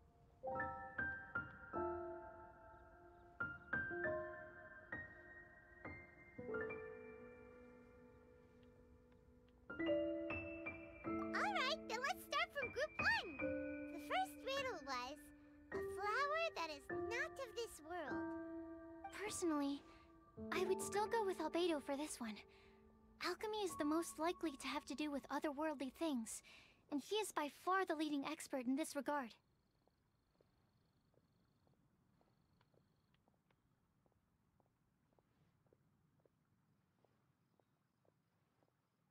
Exactly! You're the creator of the Tetratanic Sweet Flower. Who knows? Maybe that's the flower we're looking for. Huh? You really think so? Oh, but what about Tainari? He's a forest watcher and knows all about plants. If it's a flower we're looking for, maybe he's the man for the job. Alright, I'll add him to the list as well. On to Group 2. This subject is a guide who will never get lost. That's kind of abstract. Does it just mean someone who never loses their way? Wait, but they have to be able to guide others too, so it's not quite as simple as that.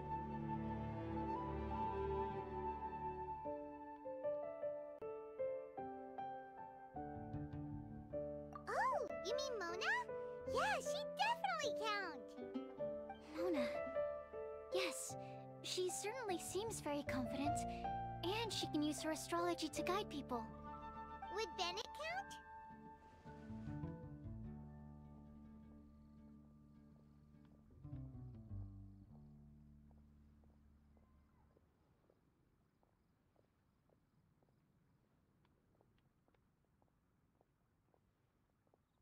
Well, his luck's so bad that as long as you go in the opposite direction from him, you'll always be going the right way, right?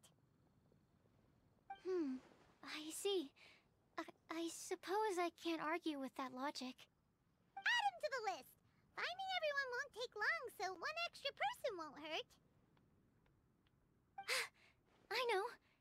Would Outrider Amber be a valid candidate for this category as well? Yeah, she would! She's got a great sense of direction after all. As a matter of fact, when the Traveler and Paimon first came to Mondstadt, she was actually the one who gave us directions. Yes, she's certainly a good guide. Is there anyone else? Let me think. Yes, I believe there may be one more. Albedo once made a set of equipment for Mika from the reconnaissance company. He's their surveyor, and an exceptional pathfinder. He's even instructed others in the discipline of surveying before. So, in my view, he's highly unlikely to lose his way, and would be very good at helping others find theirs. Cool! Another one for our list! Wait, Kale should have been here by now. Wonder what's taking her so long. Sorry, could we continue our chat somewhere else? Oh, you wanna go see how she's doing, right? Sure, let's all go.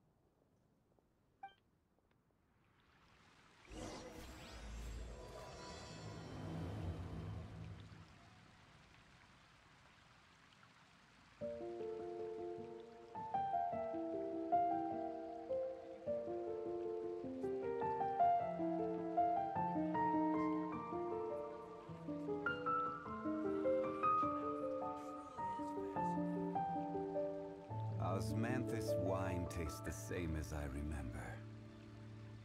But where are those who share the memory?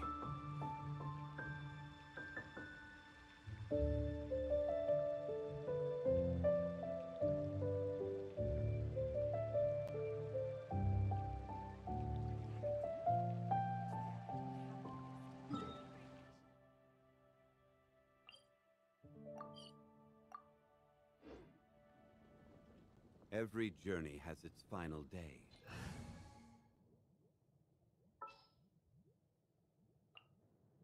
Sounds good to me.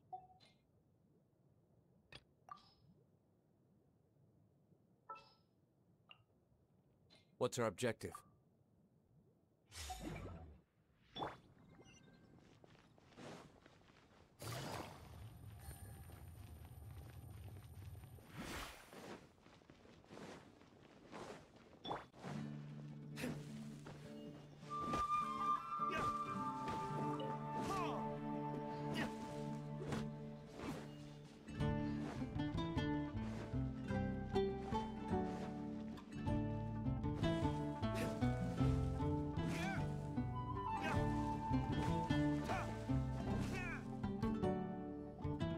Hi, Kale. Hope we're not intruding or anything. Is everything okay? Sucrose! I was preparing some stuff. Is it time already? Oh no, I'm sorry.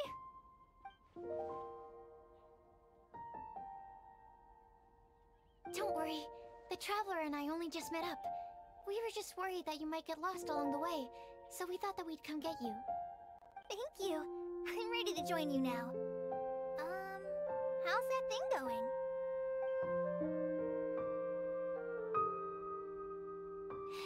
pick up where we left off.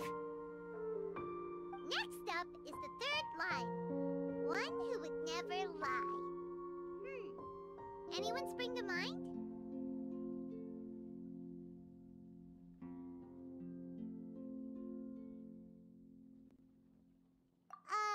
You really think so?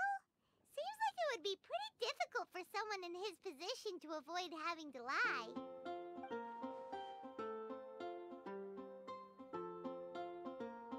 Then what about Kaya? He's the cavalry captain and a rather popular figure, but... You think there's something fishy about him too, huh? Yeah, he's definitely a sneaky one. Bet he lies all the time. I can't help but agree with you there. There's the tone-deaf bard. But on second thought, he wouldn't qualify either. He talks way too much nonsense. Is there anyone else we're missing? Acting Grandmaster Jean? She has a good name in that regard. But from what I know, she sometimes covers up the truth out of concern for those around her. For example, when Lisa loses track of time in the library and misses her patrol shift, Jean will come up with some excuse, like Lisa's ill today. Also, she sometimes makes up stories to get Clea to behave, like the one about the big monster that comes to catch naughty kids who don't go to bed on time. Do you think that rules her out? White lies are still lies, but do we really have to reject her because of some harmless fibs? It's not like she had evil intentions.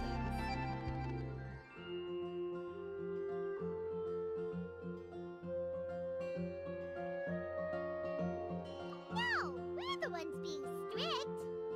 Rosaria doesn't strike me as the type of person to lie. Oh, Kale, you probably haven't met her yet, have you? She's a sister from the church who looks, a little scary and not very sociable.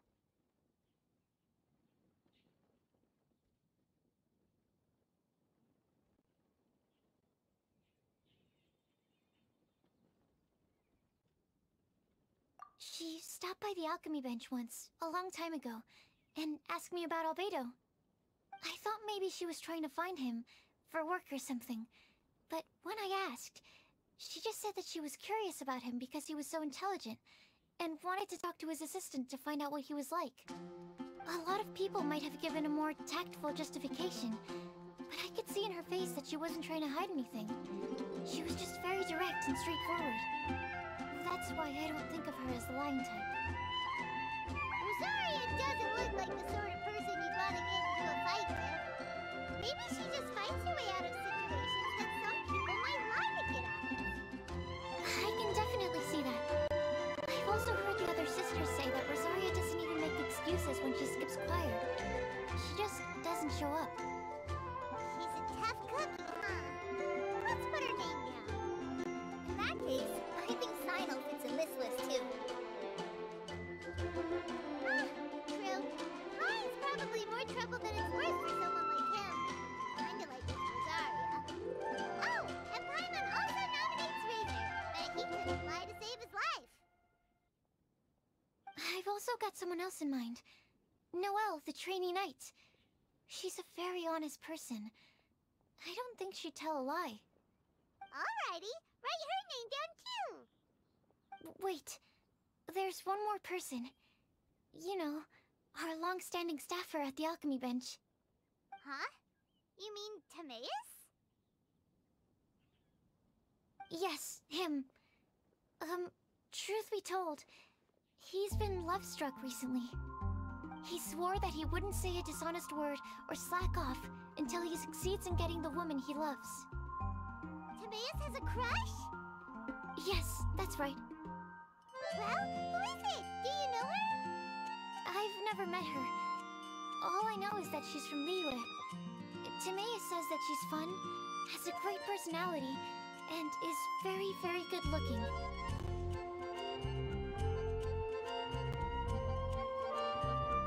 Since we're on the topic, helping Timaeus win the lady of his dreams was also one of my goals for this Windbloom Festival.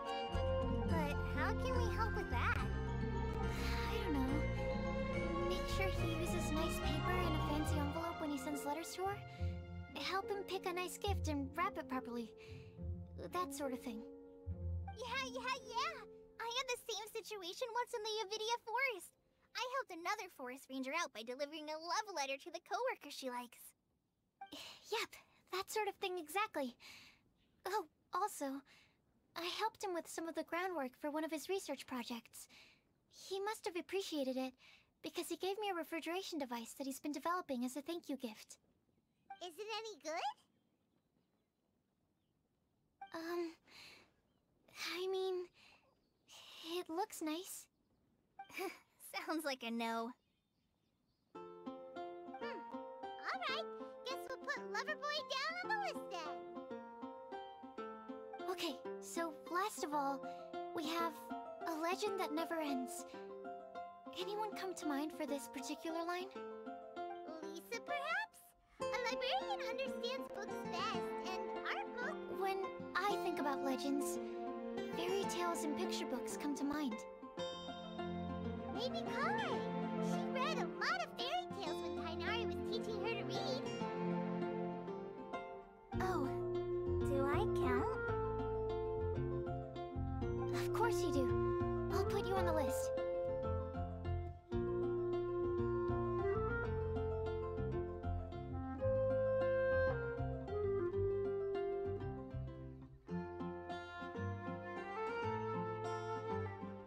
I prefer to read things like an illustrated analysis of alchemical substances and their uses, the fascinating principles of crafting, and hypotheses of life.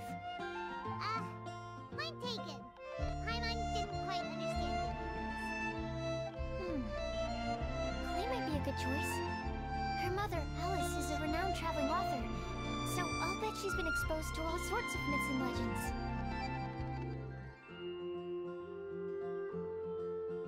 Alright then, Klee makes the shortlist.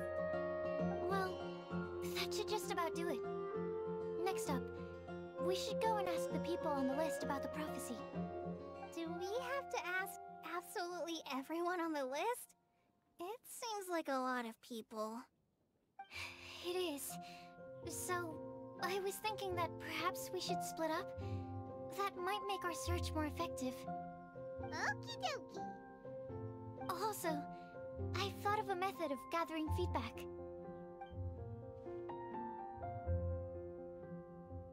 No problem. We can do that. You and the Traveler are practically joined at the hip, so you two can go together. I'll pair up with Kale. Capable Kale and sensible Sucrose. Sounds like a winning combination. Okay, I promise I'll help. Capable Kale. Yeah, I got this. Rest assured that the unbeatable Traveler and Paimon will do our part too. Off we go!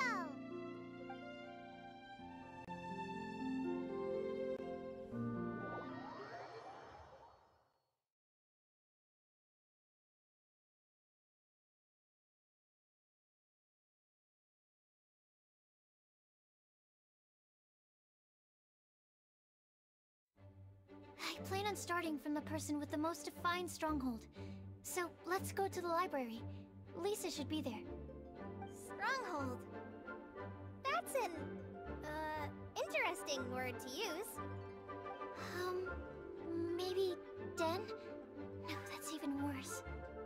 How about layer?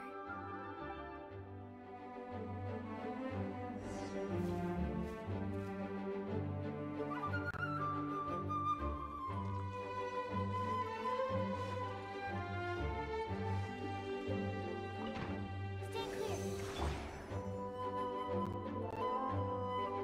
Here we are. Lisa's lair. Oh no. That was a bad word choice. Now Sucrose is using it. It's all my fault. Lisa, might I ask if... Huh?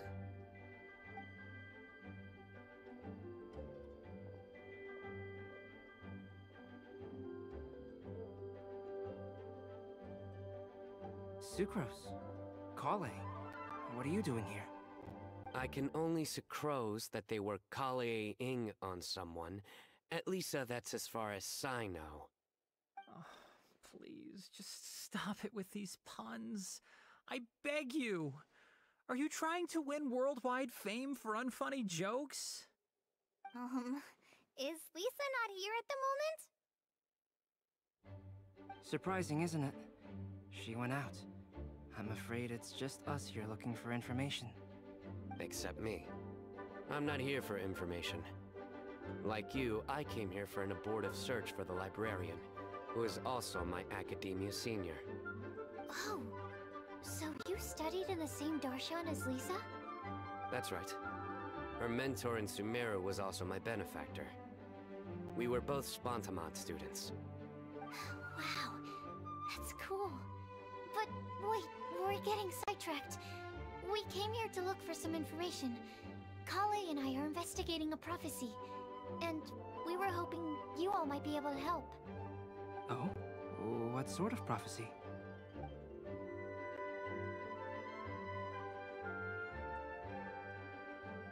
I see. You want to ask them about the flower that is not of this world, and me about the one who would never lie. But there's no rush. You don't need to answer right away. We're just here to tell you about the situation. You can take your time to think it over and submit any thoughts you have in written form to the Sucrose mailbox. The Sucrose mailbox? Yep. I was thinking about it on the way. And although they seem like trick questions, there's a lot to mull over once you get down to the details. A quick answer off the top of your head might not go into enough depth. So, I decided to place a mailbox next to the alchemy crafting table. Everyone can submit their written answers there when they're ready. We don't have to call it the Sucrose mailbox, though. It could just as well be called the Sucrose and Kale mailbox. Or even the Sucrose, Kale, Traveler, and Paimon mailbox. I think in this case, we can just go with your quick answer off the top of your head. Sounds like a good solution. Certainly more reliable than verbal discussion alone. Agreed. Certainly when it comes to discerning whether someone is a liar or not, you cannot simply take them at their word. Understood. Once we've had a look into it, we'll place our replies into your mailbox. Thank you all so much. Okay, let's tick them off the list and carry on working our way down. Already done.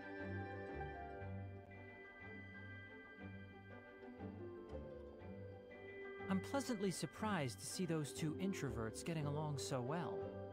Do you get the feeling that Kale's return to Mondstadt has emboldened her more contrarian side?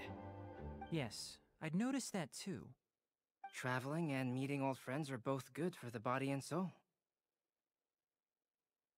And isn't rediscovering one's youth while revisiting old haunts a worthwhile pursuit? When I first met Kale, she'd never known happiness or youth. But things are different now. Her Elazar being cured was a huge milestone in her life. Kale is a very sensitive and introverted child. I'm sure you must have noticed that too, Albedo.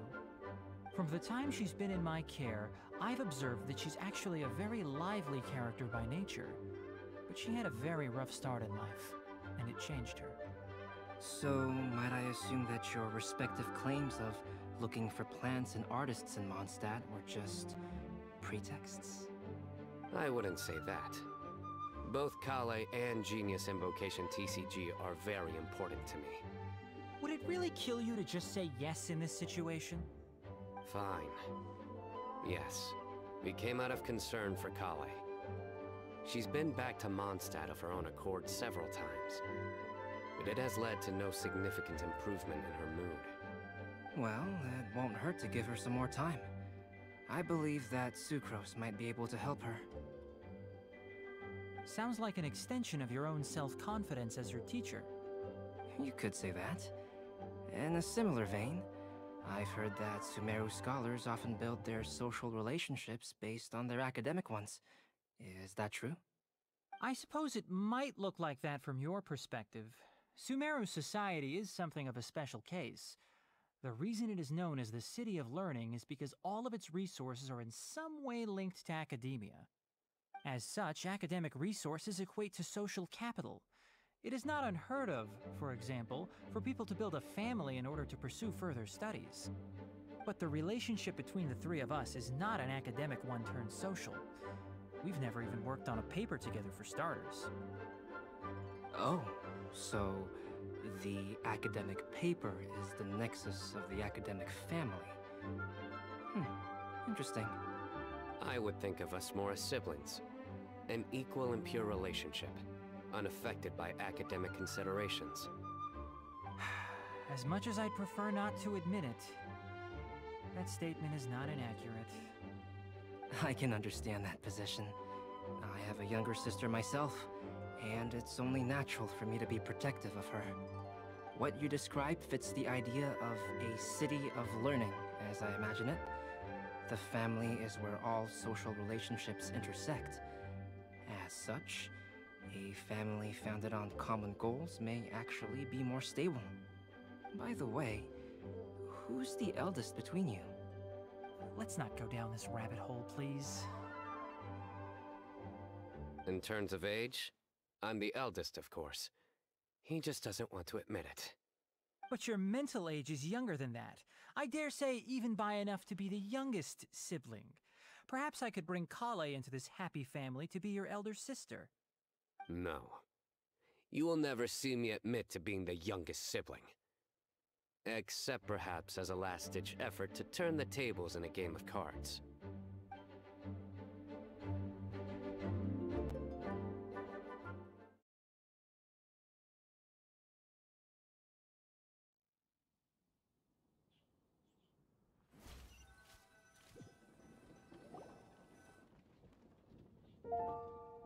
Guess we'll leave Kale and Sucrose to it. Fingers crossed all goes well for them. Now then, where should we go first? Let's try our luck at the bulletin board, shall we? A lot of people tend to show up there at some point in the day. Maybe we'll get lucky.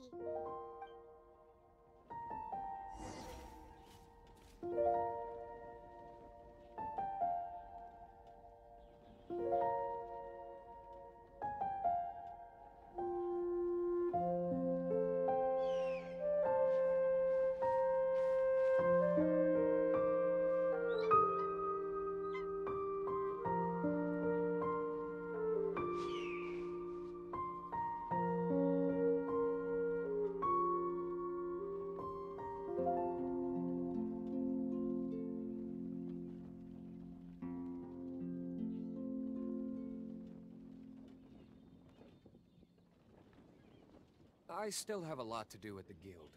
How about you take a rest while I go back?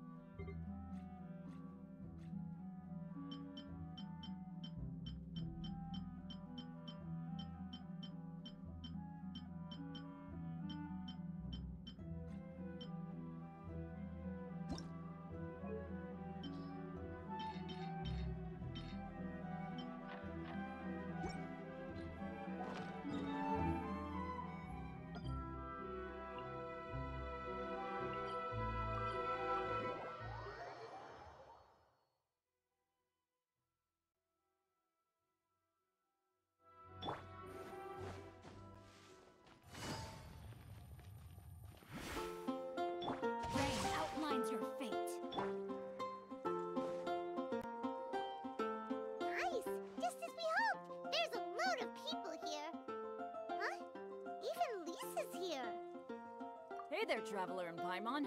It's been a while. How have you been? We've been doing pretty well. You look surprised, cuties. Is it because of me?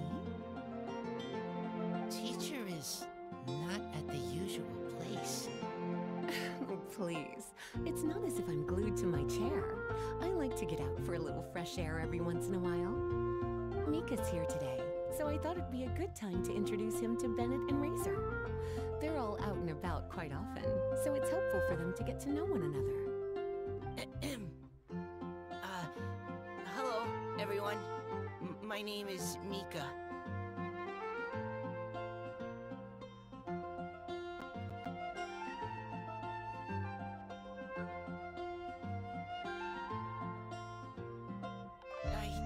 I look forward to working with you. No need to be so formal. We've known them for ages. They're cool. Fun? Actually, we haven't gotten to the fun part yet. We've been busy investigating a prophecy. A prophecy? What kind? A good one or a bad one?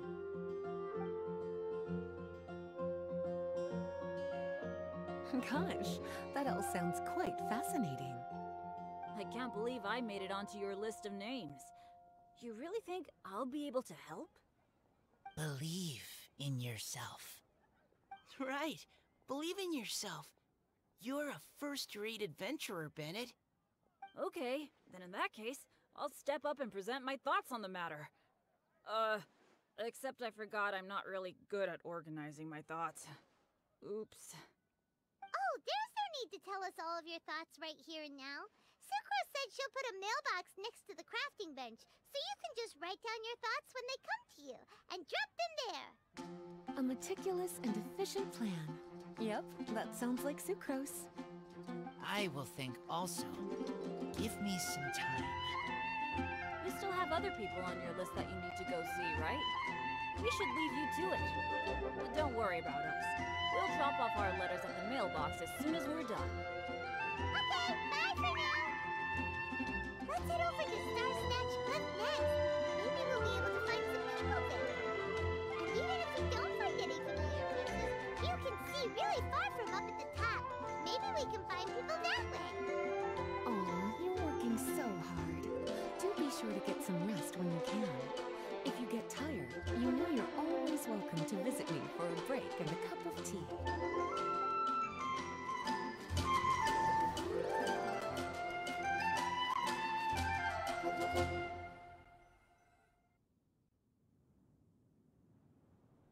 Where to next? Let me check my notes. Huh, this way. Got it. Kale, please follow me.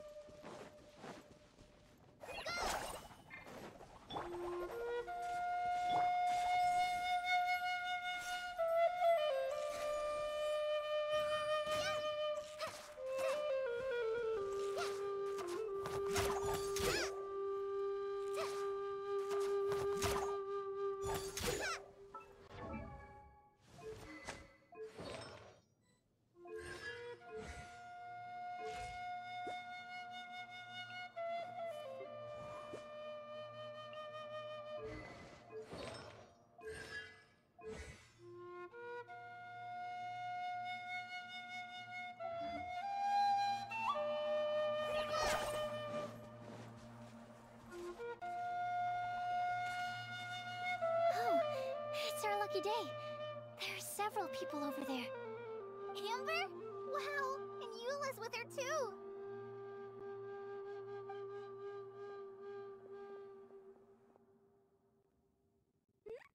Oh, it's Sucrose!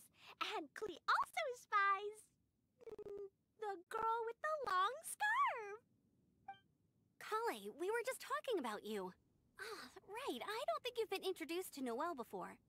Kale, this is Noelle, maid of the Knights of Favonius. Nice to meet you, Kale.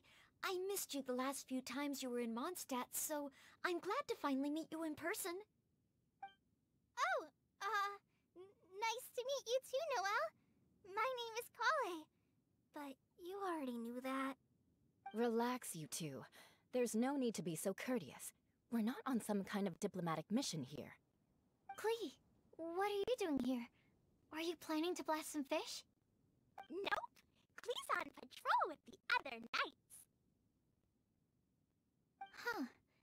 Now that you mention it, it looks like everyone here is a Knight of Favonius except for Kale and me. I'd heard that there was a very young knight in the ranks, but it's still a surprise to see with my own eyes. Kale, what do you do? I'm a trainee forest ranger in the Avidia Forest. Trainee? It means I'm not officially a fully qualified forest watcher yet. I'm still learning.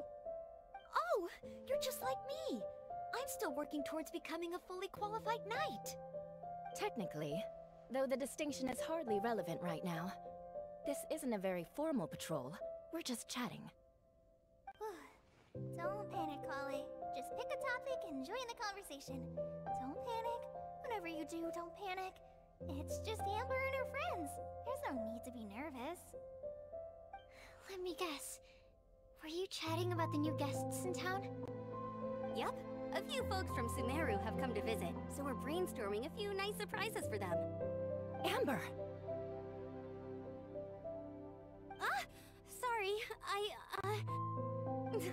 At least I didn't say anything about what the surprises are.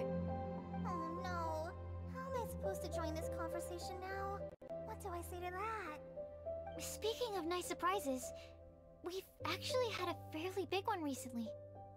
What kind of surprise? Tell me! Tell me! I'm saved. Secros is giving me a lead-in. Now, I just need to follow on from what she's already started talking about.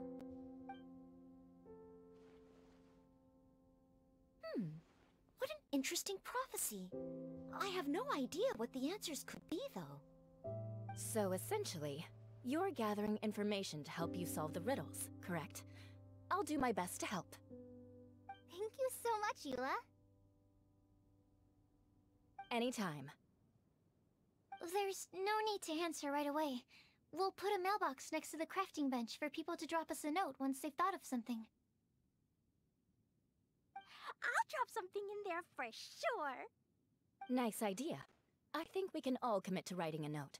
We'll see what we can come up with. Yep, don't worry. You can count on us. But we do have to finish our patrol first. What route are you taking today? We started in the Stormbearer Mountains, and we'll end at the city gates. You'd be very welcome to join us, but it sounds like you're pretty busy with all this. No. There's always next time. We'll join up with you after we're done working through this prophecy. Oh, yeah, so, we'll be on our way for now. See you later. Have a safe trip back.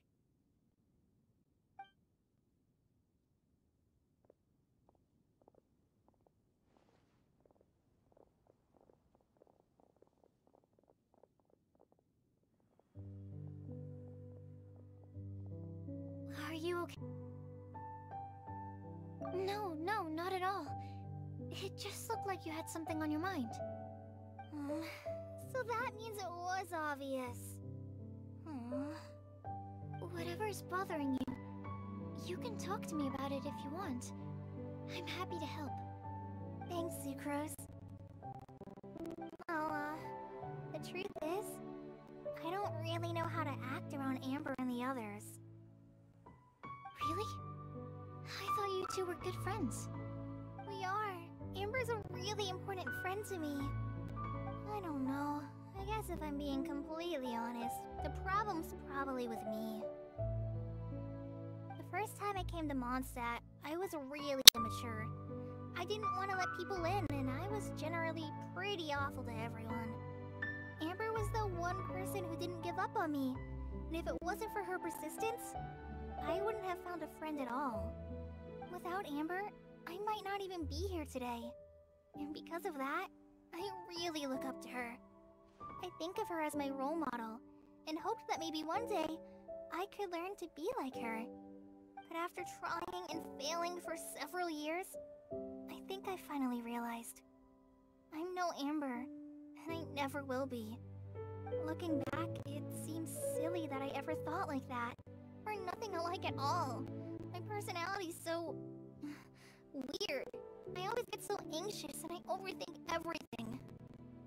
Aw, Kale. Don't say that. Sucrose? Would it be okay if I told you a bit about my past?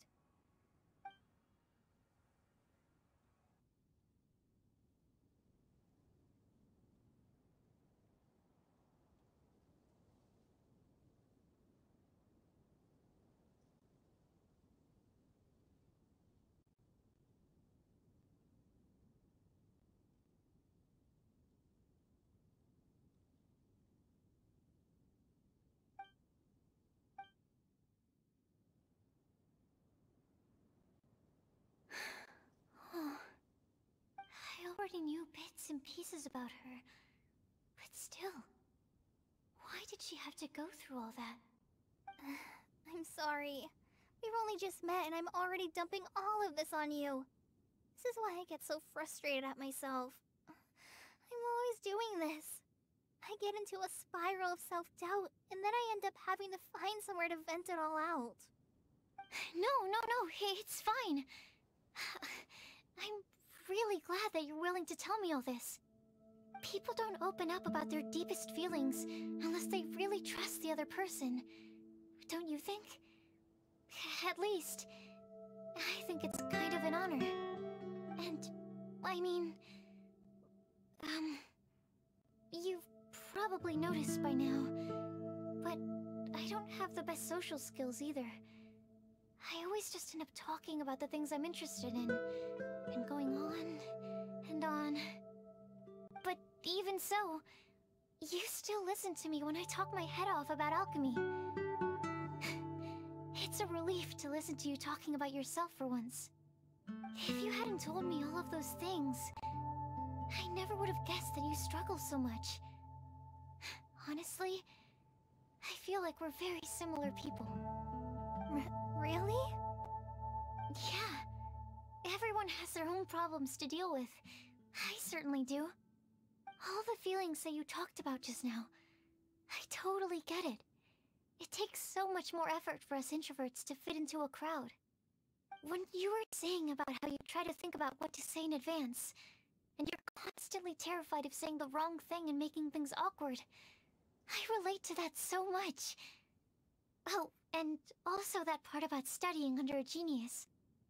In fact, before meeting you, I'd never met anyone who seemed so similar to myself.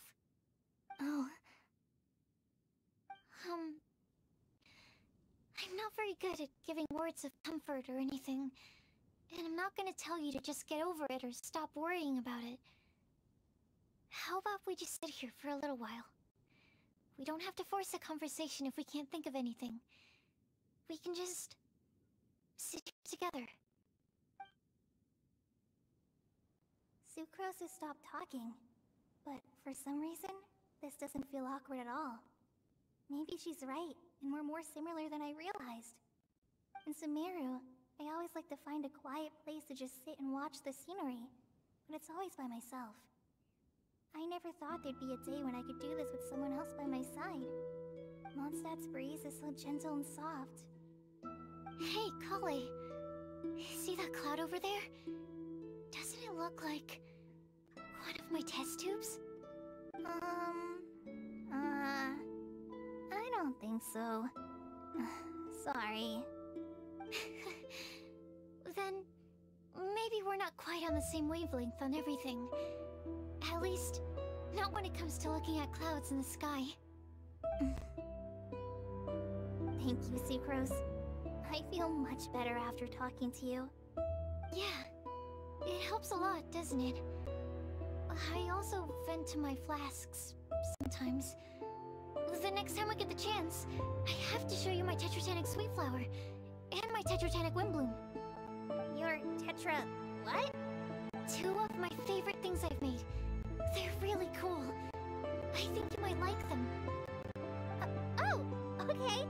Yeah, you'll definitely have to show them to me sometime. I brought some crackers with me. You want one? There's cheese flavor or tomato flavor. Sure. I'll try the cheese one. Aw, look! They're enjoying the scenery together. Shall we go play with them? No, it's fine. Let them sit for a while. We're not what Colleen needs right now. She needs a new friend. Someone different, who's never met her before. I don't get it. Is there a difference? There is. You'll understand once you're a little older, Klee. People can draw different kinds of strength from different kinds of friends. And right now, Colleen needs someone that's just not the same old me.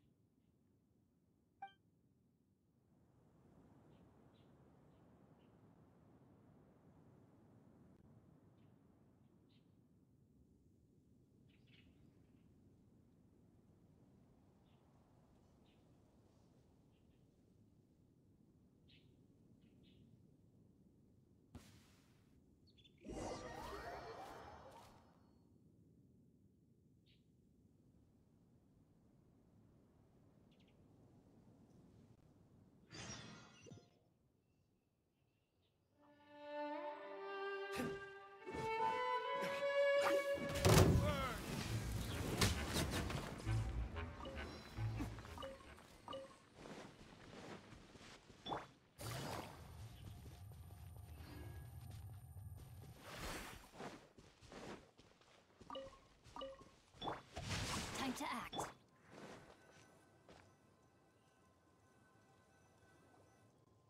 Star Snatch Cliff! We made it!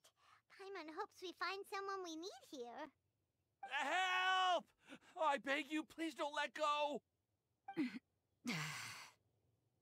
that yelling? Let's hurry and take a look.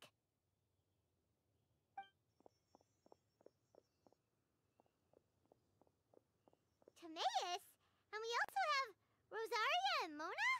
What kind of mishmash ensemble is this? Good question. What kind of a motley crew is this? It's been a while, Traveler.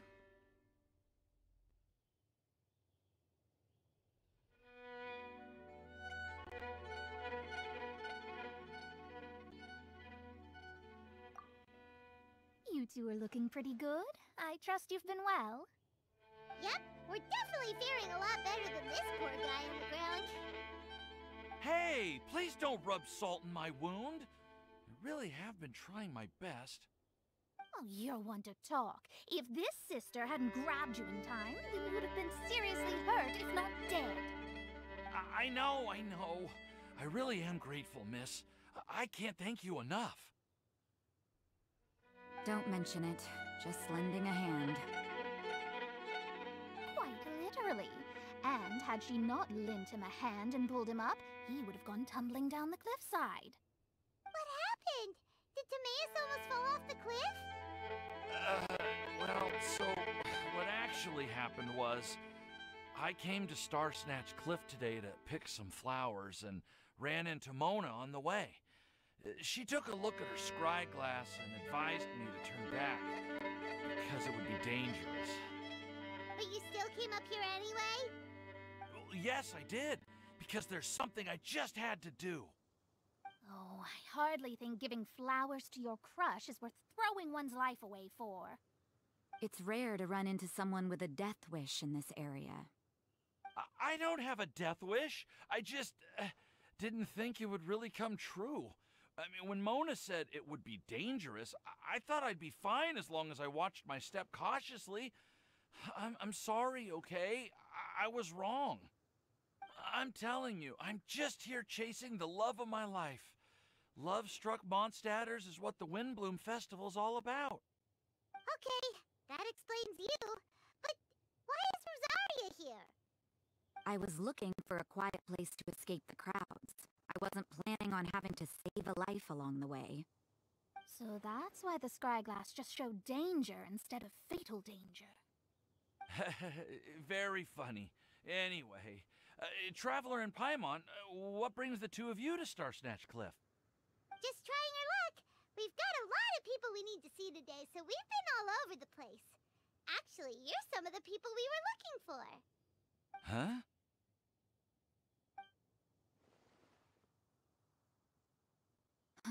I see. So all we'll need to do is find some clues, make a note, and drop it off at the mailbox? I can't believe there's a prophecy like this, let alone that I have a part to play in it. Oh, I guess this means everyone will find out about my crush now. I came here because I wanted to give some Cecilias to the girl I love. They'll really suit her. She's...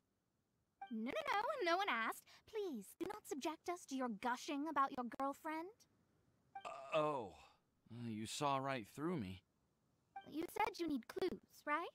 Well, in that case, Mona Magistus the astrologist will provide you with a personally handwritten letter. Just wait for it to show up in your mailbox. You can be on your way now. We won't keep you any longer. All right, then let's head back for now and meet up with everyone else.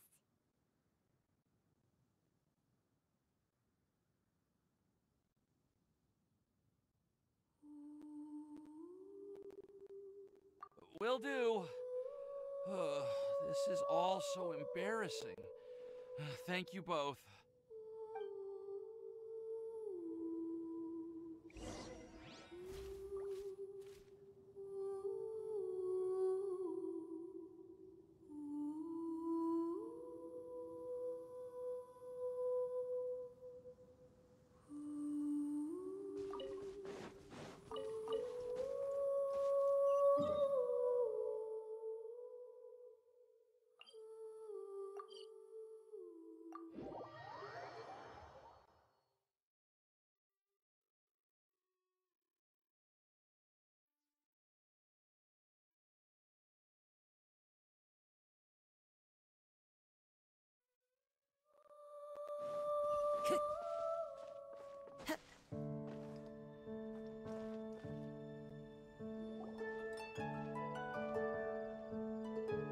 We're back! Oh, but it looks like you two beat us. Welcome back. Did everything go well? Yep! We managed to find and talk to everybody. We got back a little early, so we took some time just now to put the mailbox together. We got really lucky today. The vendors were feeling super generous, so we didn't even need to pay for the materials. It's just a shame that Kale got a splinter. Don't worry about me. I'm used to working in the rainforest. I get splinters all the time. I've already taken care of it. We've already wrapped up everything on our to-do list for today. So, all we need to do now is wait for everyone's letters to arrive. Traveler, Paimon, why don't you get some rest while I keep an eye on the mailbox? You're definitely your master's student, Sucrose. As long as you or Albedo are around, Paimon can relax and know that everything's taken care of. Stop. You're embarrassing me. Wait. Actually, there's one thing that still needs taking care of. I'll go with Sucrose to return the leftover materials to the vendors. You two, go get a proper meal. We can't have anyone going hungry. Yeah, now would be a good time for a break. Once everything is ready, let's meet up here again and collate all the information we've gathered. Sounds like a plan.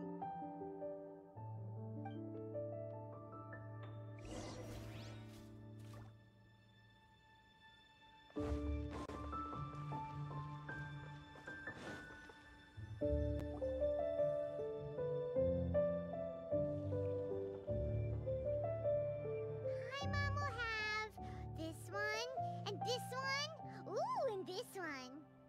Hey, Paimon's really hungry! And don't forget, Paimon's also ordering for you, too. It's not like Paimon's gonna eat everything by herself.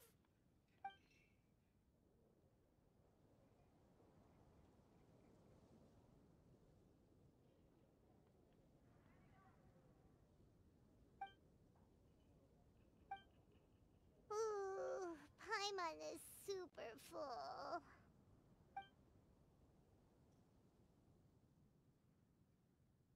Is everything packed up and ready?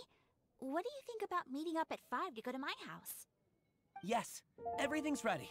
I've packed some great wine and smoked ham. Oh, your parents will love it. Ham? Look, we've known each other for quite some time now. Don't you think it's been long enough for you to remember that we only eat bacon in my house?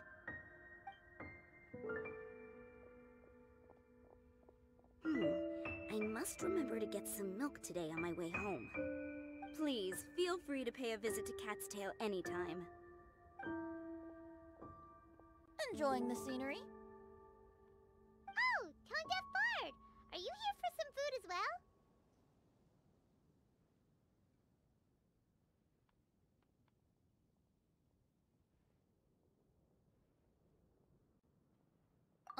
Oh, I can put something on your tab? Well, that's a pity.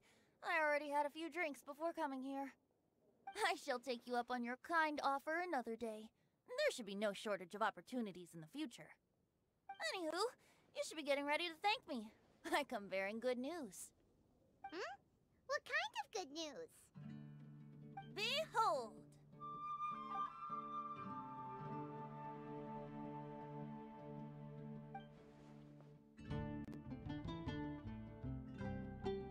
What is it? It's what you need the most right now. The answer to the prophetic puzzle.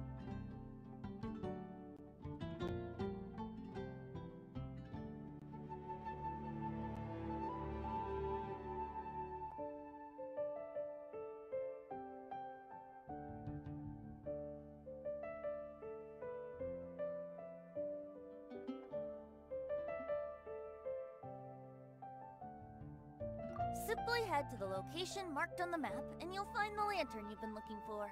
However, if I were you, I wouldn't just go and reveal the secret right away. As you've seen, a lot of people have been laboring hard to uncover the answer. A secret is like a well-aged brew. The aroma from the bottle is sweetest when revealed in the company of friends.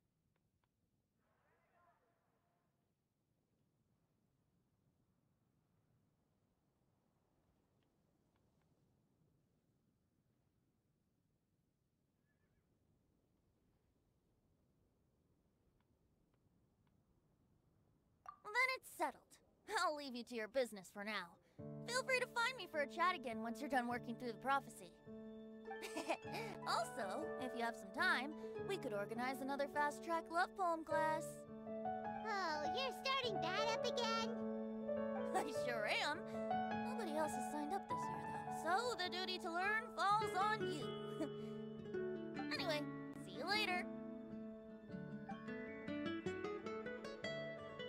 Always looks so relaxed whenever we run into him. Paimon can't help but be jealous. Excuse me, if you don't mind, could I chat with you for a moment? Oh?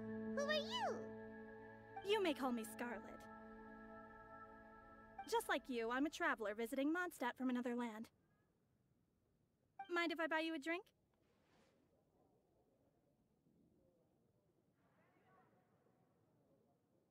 Leaving the door open for another time, I see. I can tell that you've dealt with a lot of people during your travels. You can tell? Well, we are very experienced adventurers after all. I can. That's why I tried to strike up a conversation with you in the first place.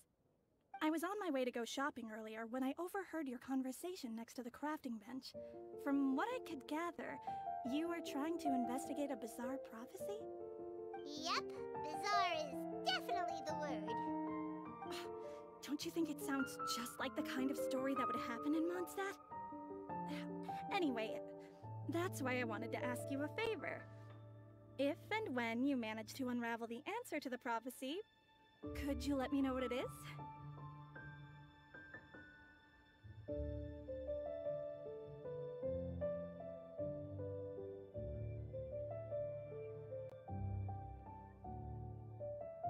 Not so much the prophecy itself, but Mondstadt as a nation.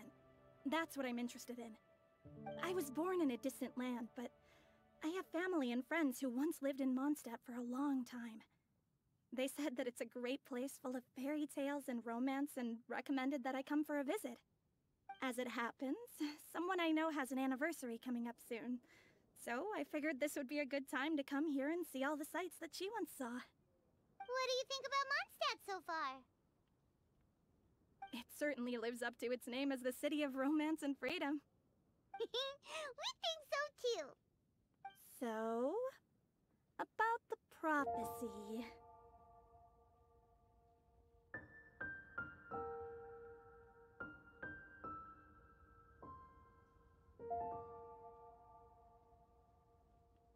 Thank you. You're very friendly. It's been a real pleasure to meet you. I'll leave it to you then. Hope you continue to enjoy the city and have a wonderful day.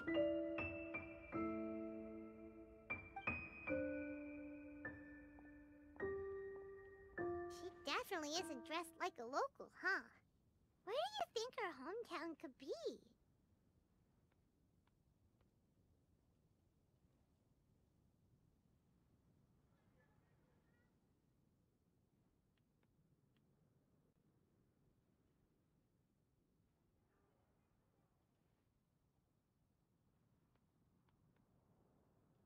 Please find me a flower that is not of this world, and a guide who will never get lost.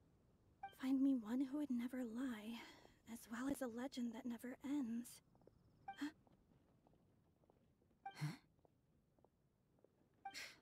I never thought I'd have someone secretly following me, even in a free city like Mondstadt. Good day to you, miss.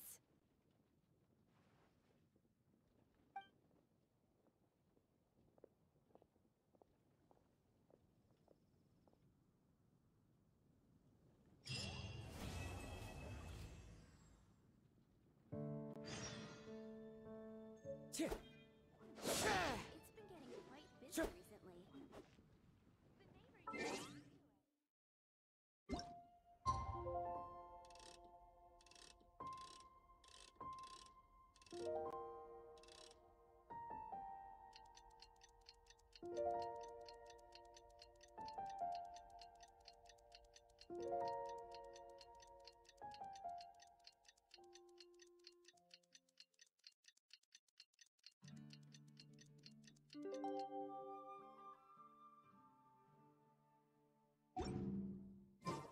It's time! It's time! Let's go meet Sucrose and Kale at the crafting bench!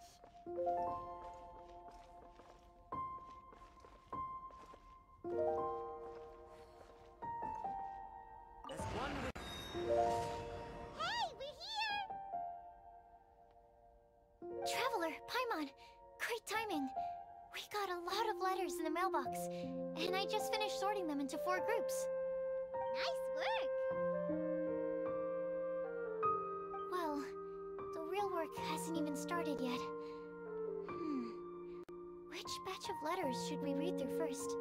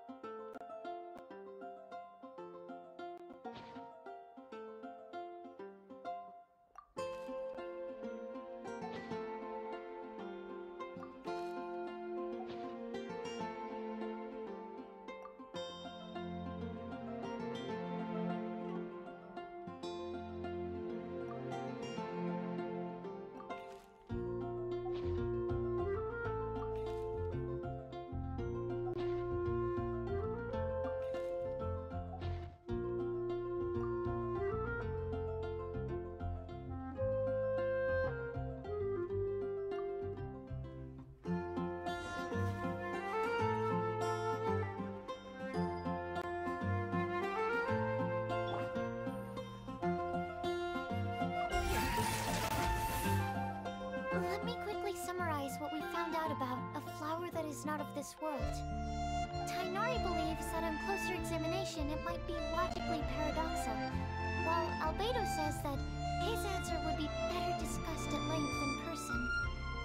As for my answer, I think a clock in the shape of a flower would constitute one that is not of this world. Here's what we've gathered regarding a guide who will never get lost. Mona said that she'd like to join us in uncovering the secret behind the prophecy, while Bennett suggests Fischl, Mona, or the Traveler as potential candidates. Mika didn't submit much, but he did draw a vegetation map for Master Tainari and wrote up a dragon spotting calendar for Sino. Amber also wrote in. She said that she sees herself as nobody's guide, but everybody's friend. As for one who would never lie, Rosaria removed herself from consideration, but both Razor and Sino are willing to support us in our search. Timaeus seems to have forgotten to write to us. And finally, this is what we've gathered on a legend that never ends. Klee said that her mom has a number of friends who like to write storybooks. Lisa believes that legends live forever in people's hearts. I think that for a legend to be never-ending, it has to be filled with hopes and dreams, and actively pass from one person to the next. So, what are the answers to the 4 riddles then? You're really smart, Paimon. I bet you can figure it all out in no time. Or, let's all share our thoughts on what we think the answers might be.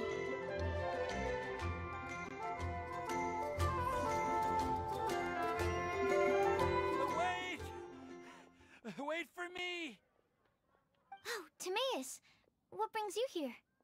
I'm sorry, I really am. The time just got away from me and I didn't get around to writing that letter. However, I'm happy to announce that I think I can be the one who would never lie.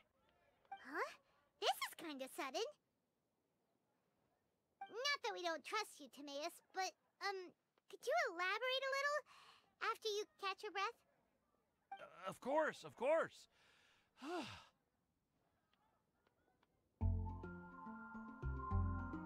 Do you still remember the time I, collaborated with a certain Miss Ying-R?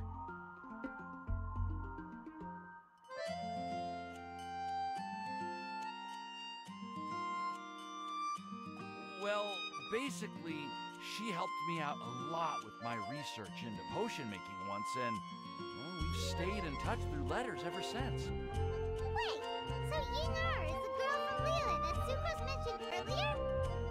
We always assumed you were hard at work every time we saw you at the crafting bench.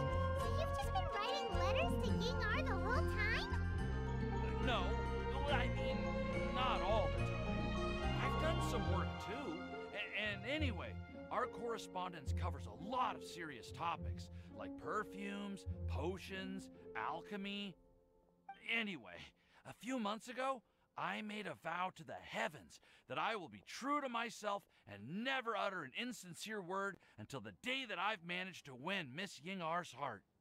So, at Star Snatch Cliff, you were picking Cecilia's as a gift for Ying-R? Well, that's right.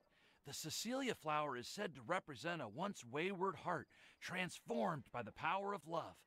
I couldn't think of a better flower to give than that. I know full well that Miss Ying-R is far more knowledgeable than I in both the ways of the world and the ways of our craft, but I thought I should make the effort for once and put myself out there. Which brings me to the subject of the last few days and the Windbloom Festival. I thought it was time for me to invite Miss Ying-R to Mondstadt.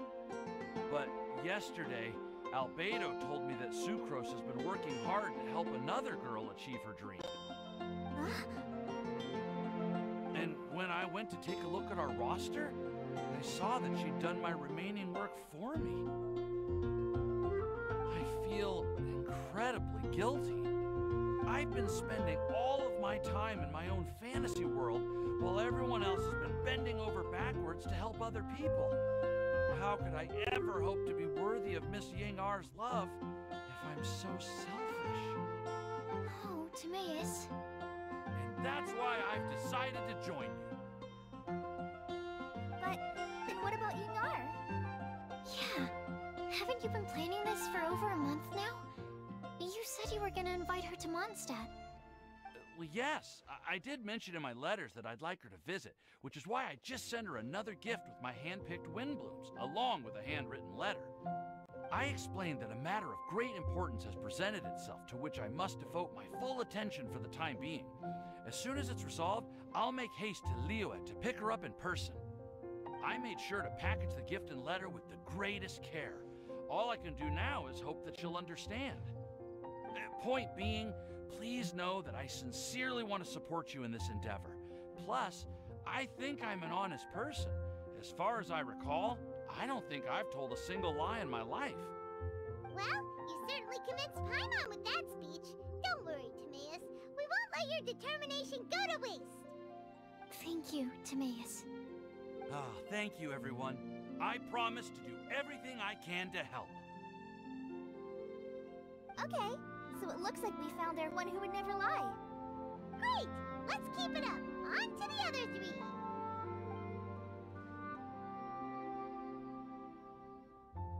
Okay, Paimon will do the honors. Ahem. We have with us here the flower, the guide, the legend, and Timaeus. Huh? Why did you only say Timaeus' name? You should say my name, too. All right. We also have Klee. That's me! With Klee here, this all somehow feels like we're getting ready for a field trip. There's nothing wrong with a more relaxed atmosphere, is there?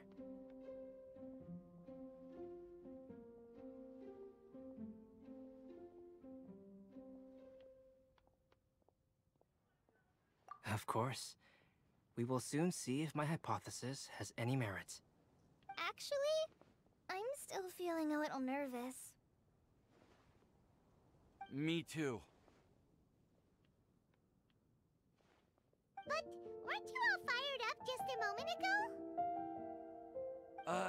Yeah, you're right. Okay, let's do this. Actually, I'm a little worried too. Deep breaths. Deep breaths. I know what you're feeling.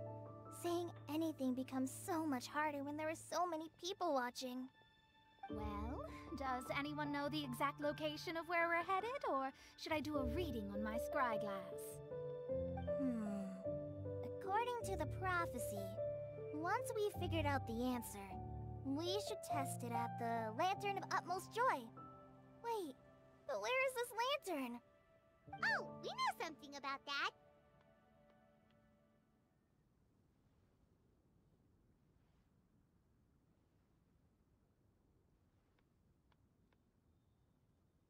What?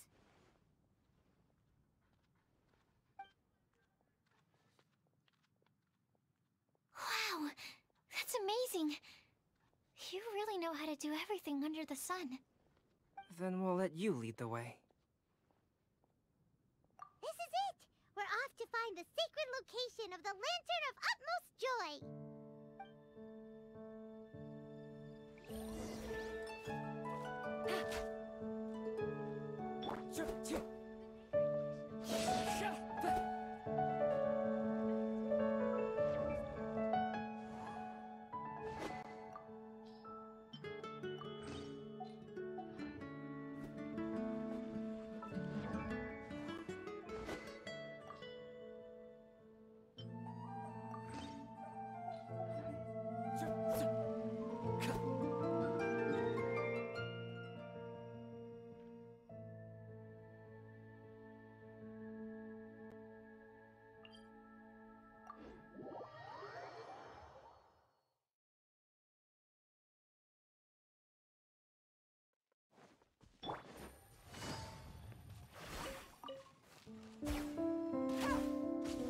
Take it easy.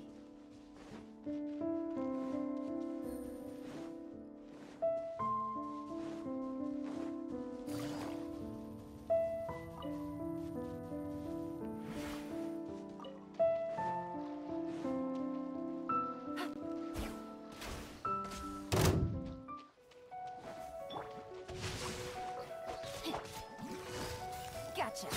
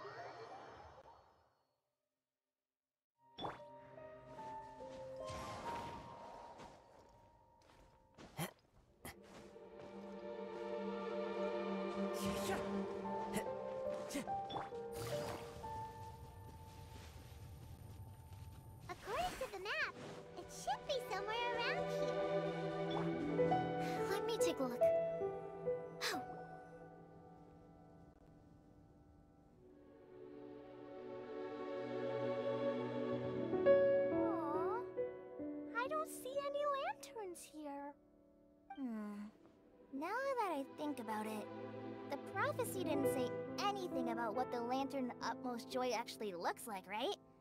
Maybe we've overlooked something? Traveler, are you trying to figure out something else from the paper? Paimon's reading too. Huh? It says to look up. But there's nothing above us. The wind didn't trick us, did it?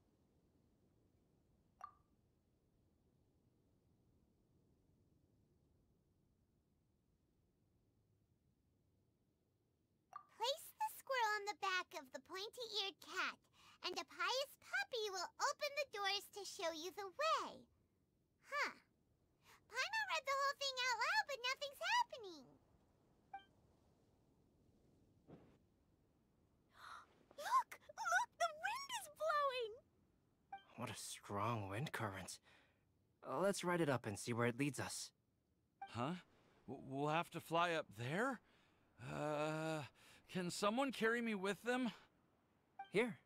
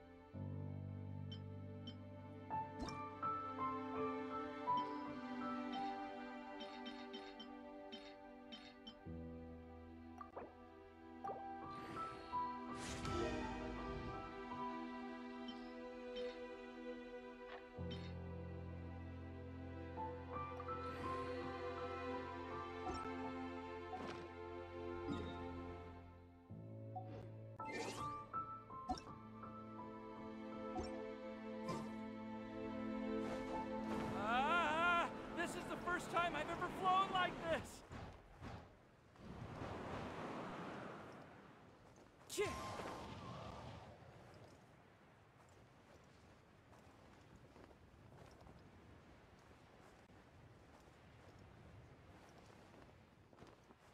Yeah. Yeah. Yeah.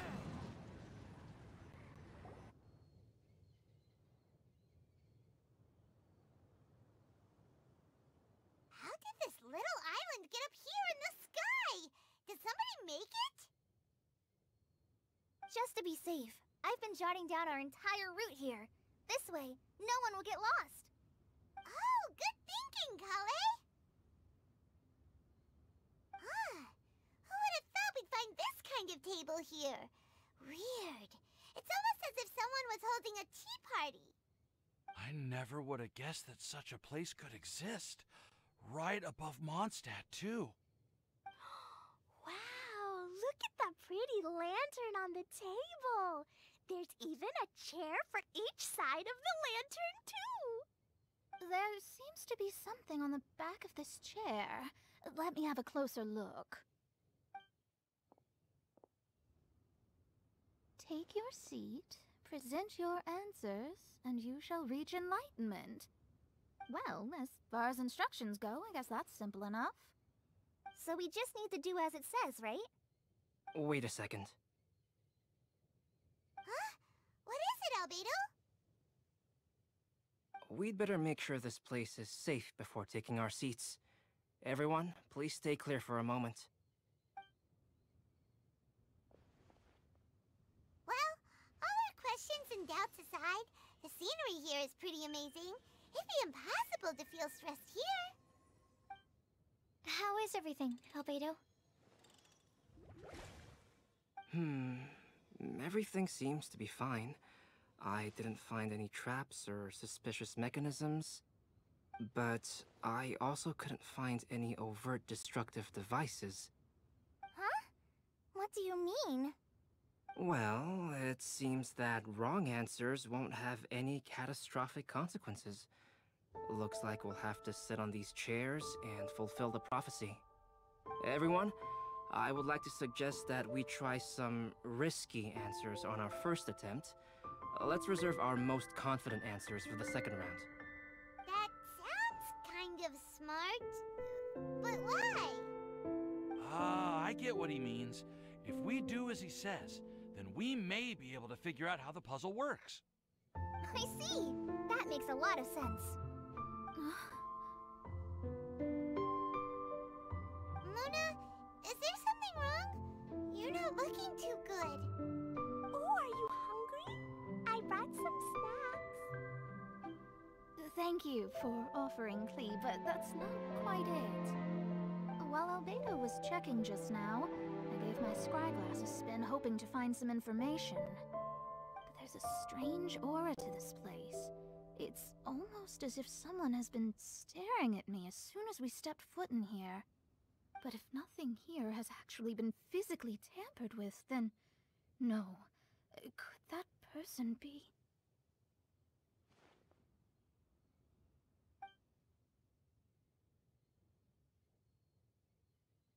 What do you mean, Mona? Who could it be? Never mind. It's not like I've got any proof. Don't leave us on the edge like this, Mona. I'll just do what Albedo said. Yes, let's test the hypothesis together, Klee. Come on, join us, Mona. Oh, all right. Okay, then I'll answer the first question. If someone were to ask me to find a flower that is not of this world... You can do it, Sucrose!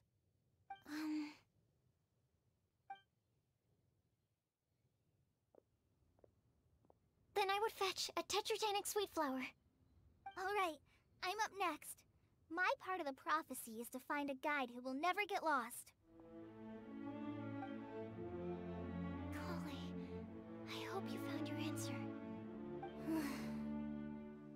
My answer is that I will be that guide.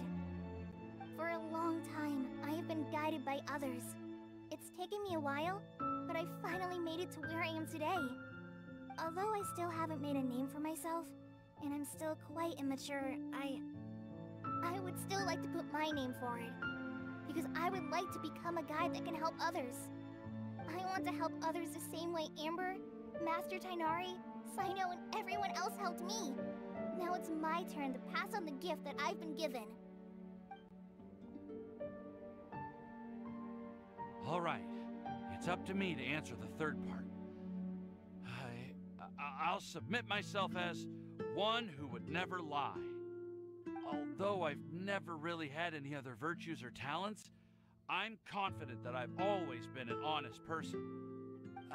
I'd like to thank everyone, too, for giving me this opportunity to validate myself. And last but not least, I will answer the final part of the prophecy. There's no tale more befitting the title of a legend that never ends than our fates as human beings. Wait! The lantern just lit up! Whoa! All four sides of the lantern are glowing! Huh? But...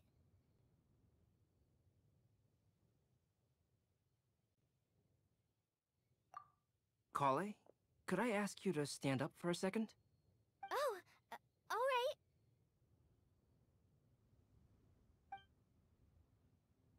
Huh? What's going on? Why is it lighting up regardless of who's sitting in the chair? Didn't it say we have to answer all the questions correctly? It's pretty clear now, isn't it? We've just proven that there is no right answer for this prophecy. No right answer? But how could that be? Although the instructions had come from an old and enigmatic prophecy, it is in fact nothing like the ancient mechanism that we had all imagined it to be. I believe the lantern only serves as a simple signal. And to think, I never expected you to actually find this place. What? There's someone else here? We meet again, traveler. Hey! You're that Outlander we met the other day at Good Hunter! It's all thanks to you that I was able to find this place.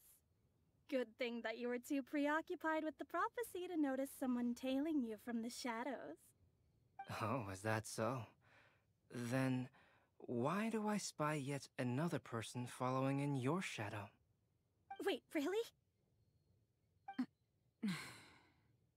There's no need for pleasantries. You should know I'm here for you. Is it just because I'm a visitor from abroad? I was there when you snuck your way into Marjorie's place. Huh. So you had your eyes on me even then, huh? That was 2 whole weeks ago, you know. It's hard not to notice you when I'm on duty every day. All right. In that case, I'll admit it. I was the person who slipped this prophecy into the storybook. Huh? But why?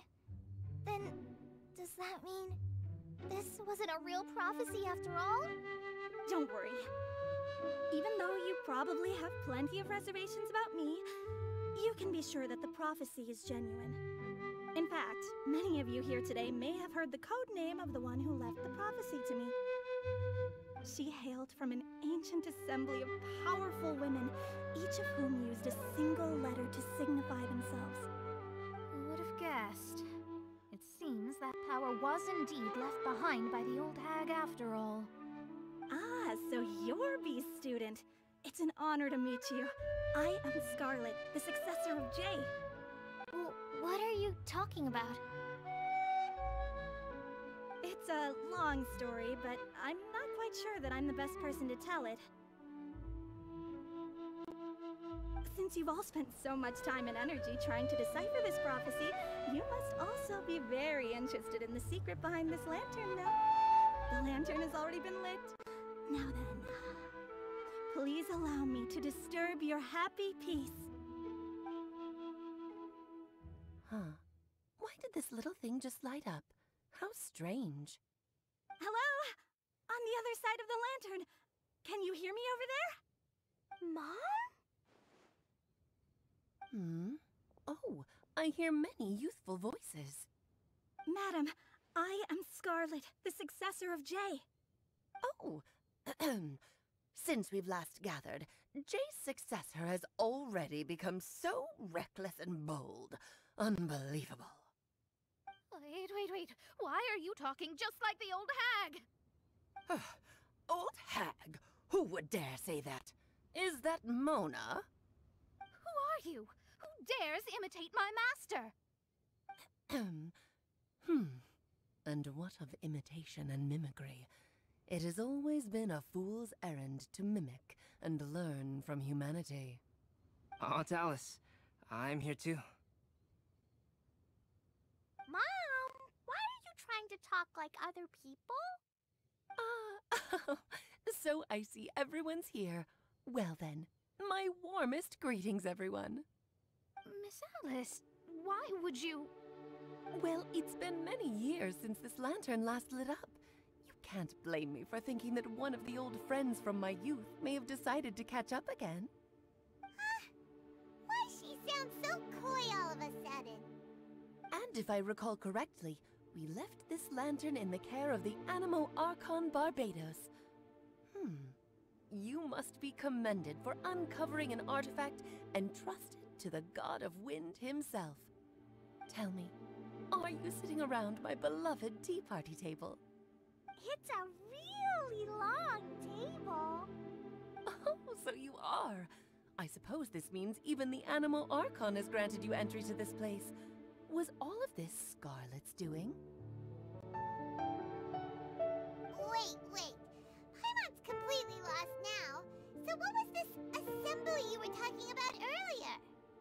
Oh, Miss Alice, would it be all right to leave the explanation of that to you? Well, you should be rewarded for making it all the way up here and activating the lantern. Now then, let me tell you a long and ancient story. ever heard of the Hexenzirkel? As the spooky name suggests, it's a secret society. Once upon a time, it even challenged the Animal Archon himself. But he replied, "Let us make music, not war, and resolve our conflicts through song." From then on, the mages would only ever convene in the woods, in the skies, or on the edges of cliffs. At these tea parties, they discussed their stories and secrets and resolved their differences, as the tea and cakes bore witness to their pledge never to fight amongst themselves. Yesterday I snuffed out the life of my beloved. He had grown old and was extremely sick. He loved me dearly, so I took his fate in my hands and ended his pain. I'm raising a son. Of all the children I had, he's the only one left. But I suppose that still makes me a mother. My lifespan is nothing compared to yours, so I wish to leave you with my storybook. Actually, maybe you can pass it on to your children one day. Oh, this looks interesting. Let me scry. My dear sisters, we mustn't let prophecies threaten our bonds of friendship. Even the most frightening witch was once a little girl, and growing up can be so tough. Sometimes we all need to vent our troubles to the wind.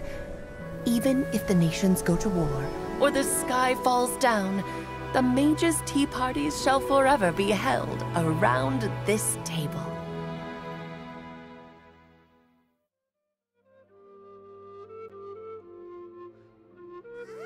So this is where the legendary mages held their meetings. That's right. We often met here to chat and have tea. Then, what about the part saying that if we light the lantern of utmost joy, we'd receive a supreme blessing? About that. I never expected anyone other than Jay to actually read the full contents of that prophecy. It's a little embarrassing. The truth is, that prophecy was actually just a letter that we sent to Jay as a group the day before her wedding. So it was indeed written by all of you. I must thank you for resisting the urge to immediately reveal the truth to everybody, Albedo. Knowing you, you probably figured out everything the moment you laid eyes on the message. No, it took me a little longer than that. A flower that is not of this world, a guide who will never get lost, one who would never lie, and a legend that never ends. These 4 descriptions signify 4 individual mages. When a member of the organization had to leave the group to spend the rest of her days with her beloved, the other mages would write down this prophecy and send it to her to invite her for a final get-together. A flower that is not of this world signifies, of course, flowers that do not naturally exist in this world. This is the signature of our full name, Rhindaughter, also known as Gold. If there's anyone in this world who could create a flower species that does not yet exist, it would be her. The guide who will never get lost is N, otherwise known as Nicole. You may not have encountered her yet, but she is a truly extraordinary woman who has made this world's direction and order her subject of study. Some of you may be fortunate enough to have already heard her voice. Like a prophetess, she will only speak to guide people toward the truth when a change has occurred in the world. She has a tendency to suddenly speak in someone's mind without any warning.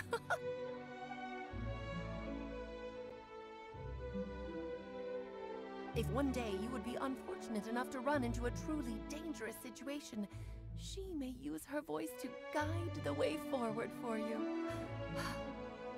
Who would have guessed that there are so many mysterious women in this world, and that they would all know each other? The one who would never lie is me. I hope no one would take offense. It's just that I, Alice, or A for short, have always had a soft spot for those with sincerity and candor. As for a legend that never ends, you may not know M in person, but you've likely encountered one of her works. Have any of you ever read The Boar Princess? Huh? I'm pretty sure every child in Mondstadt has read that book.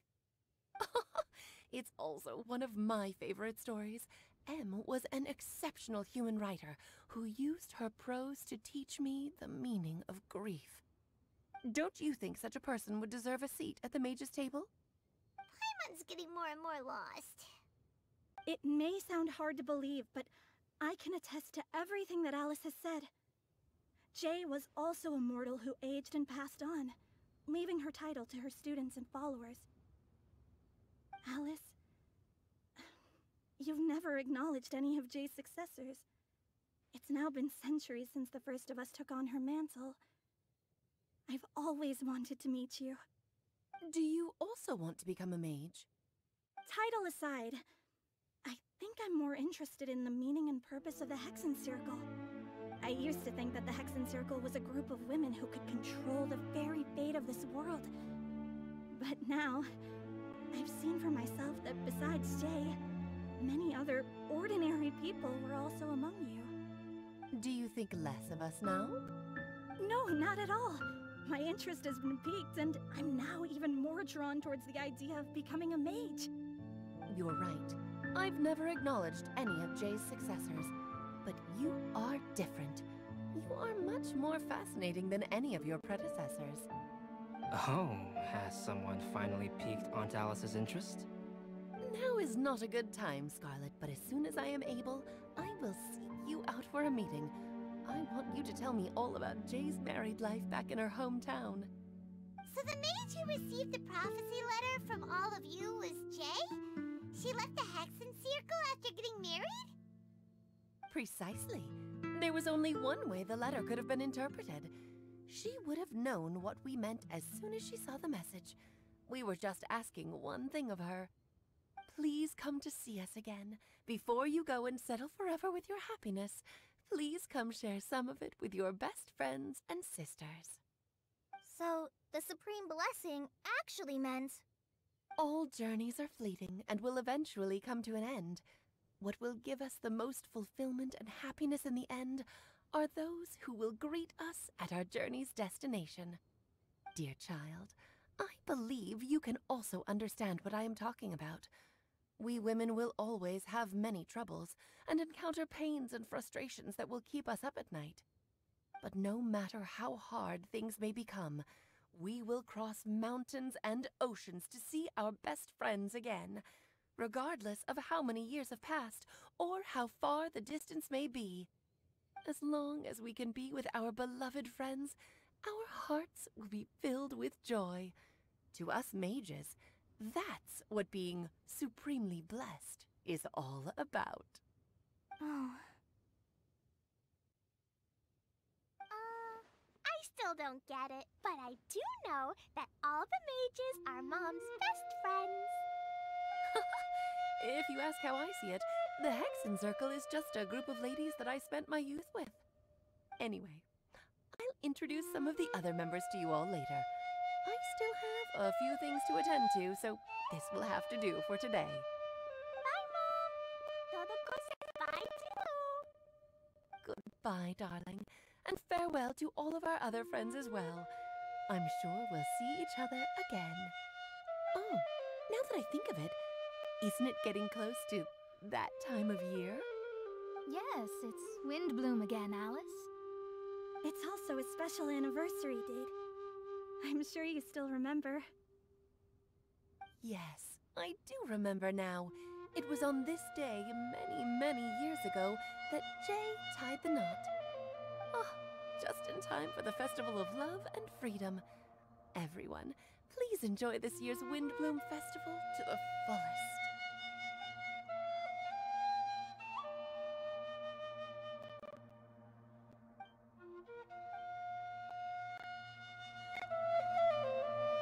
Whoa! Ah! Albedo! Why didn't you tell me we'd have to glide all the way back down? Time to go.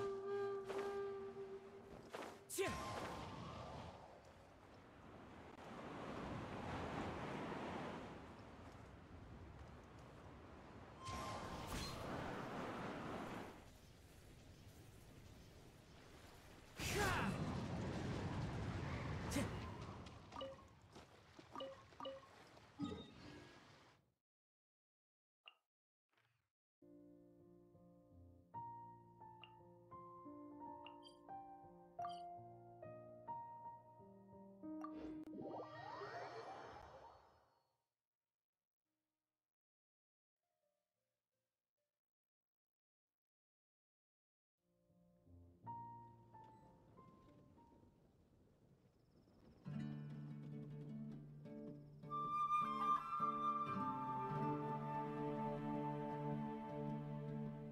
If the Arataki gang stirs up any trouble, I'll drag every last one of them back to Apollo.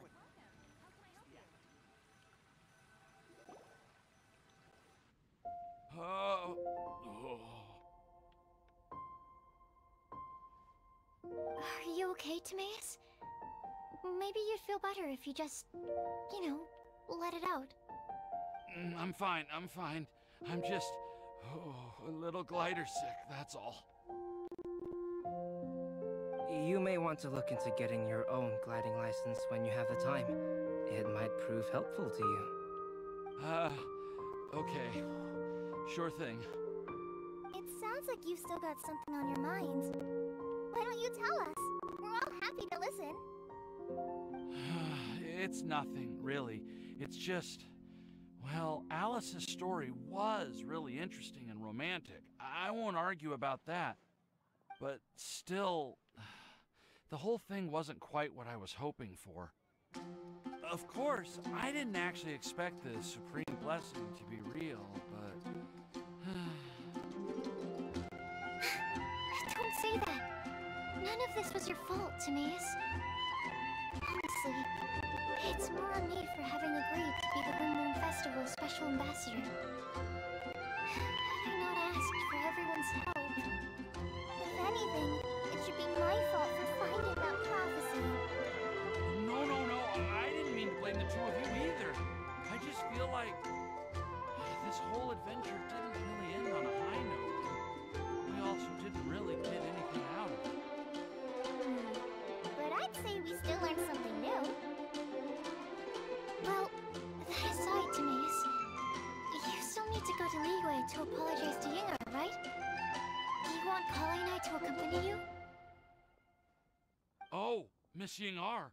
Well, I mean, I just really don't want her to get mad at me. Now that I've come back to my senses, oh, I really don't know what I should do. Hey, you three? You may want to look over there. Huh?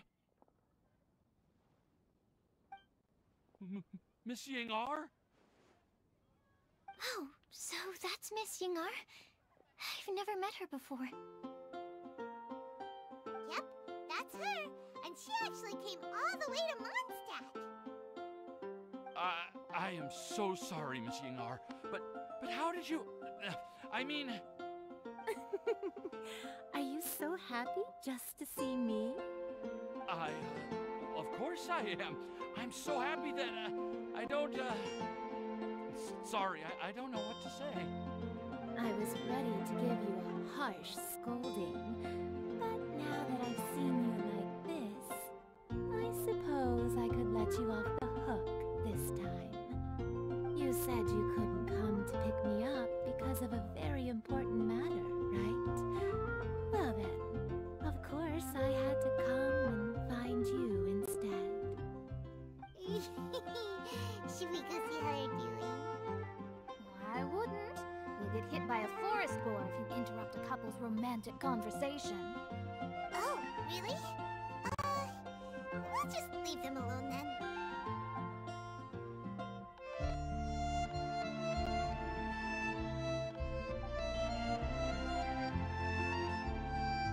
I am so glad to see Timaeus find his happiness.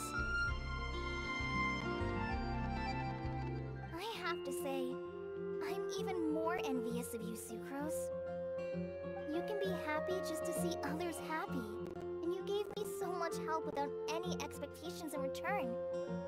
Even though you said that we're very much alike, I still feel like you have a much bigger heart than I do.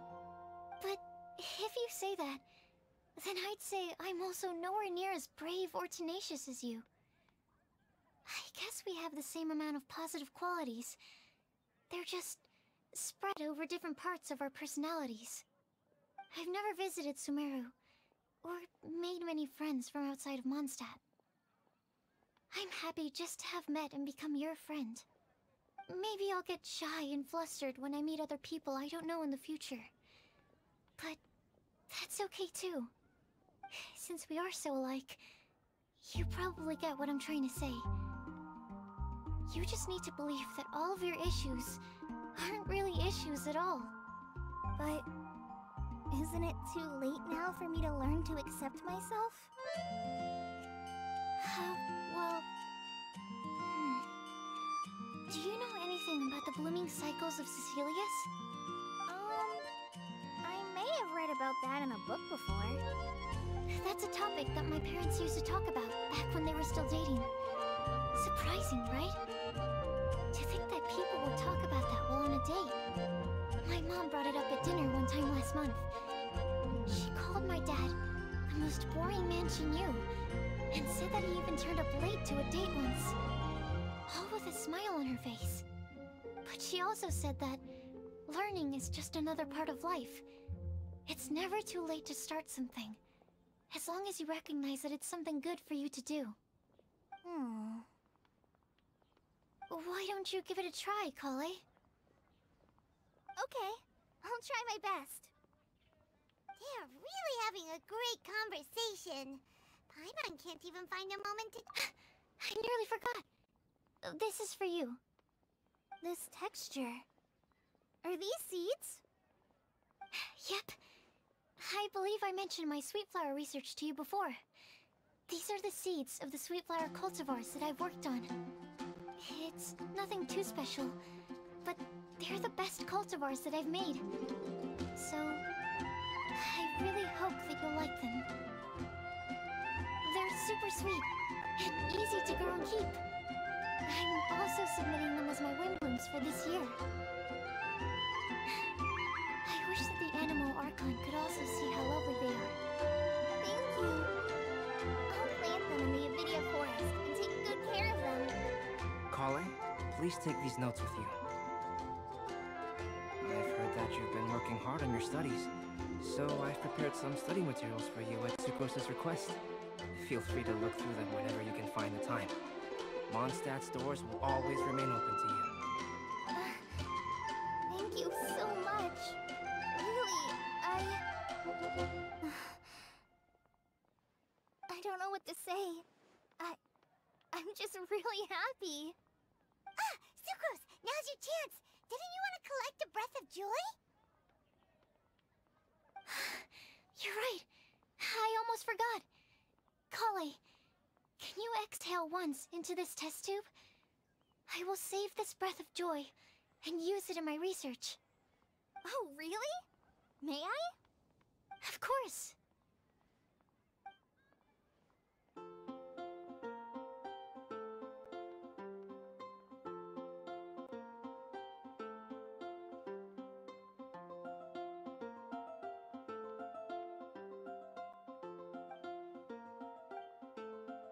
Huh?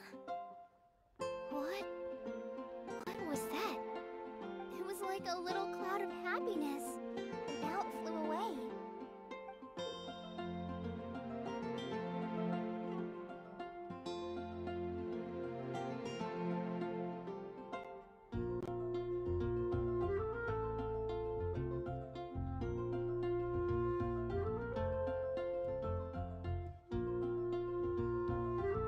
Well, luckily, there's still some breath left in the test tube. I'll seal it up for now. I'll keep working on it, and let you know as soon as I have any breakthroughs in my research. Yeah, you can write to me. I'll be sure to respond as soon as I receive your letter. Oh, it looks like you found a new pen pal. Master Tainari! Saito!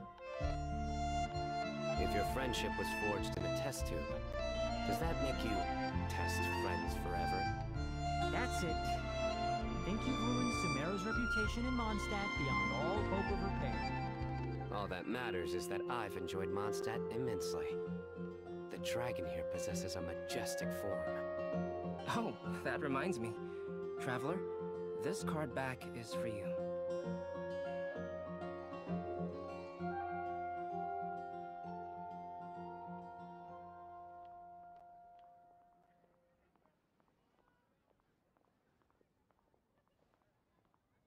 Saino wanted you to have one for yourself.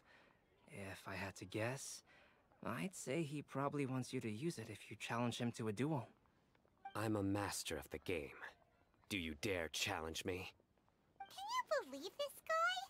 Huh. Let's knock him off his high horse.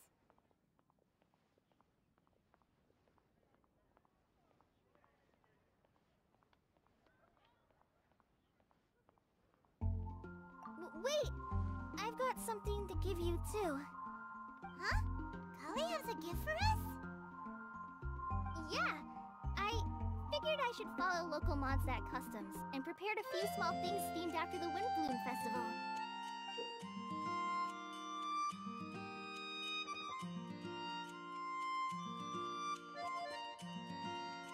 I made these bookmarks from some Eru roses at the hotel. I want to give them to Amber, Master Tainari, and Sino.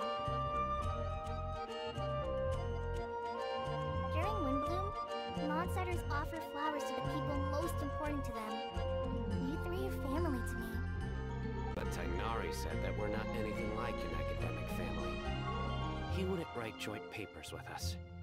Well, in this case, we can consider ourselves as regular siblings. And that should be just fine. I agree. Oh, and here are some Padisara seeds as well. These are for the Traveler, Paimon, and everyone else from Mondstadt. Whoa, are these really for us?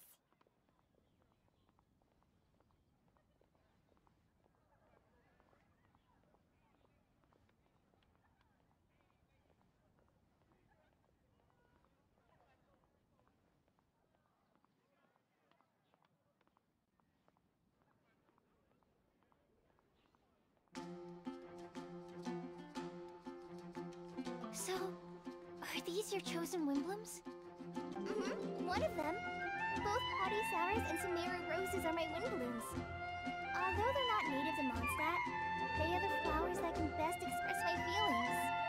I want to give them to the people I feel thankful for. To those who I wish to accompany as we greet more seasons and future Windblooms together.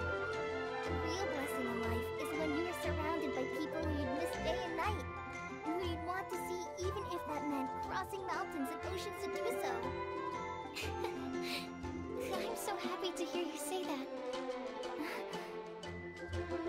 Sucrose, you see that cloud over there? Huh? Doesn't it look just like your test tube?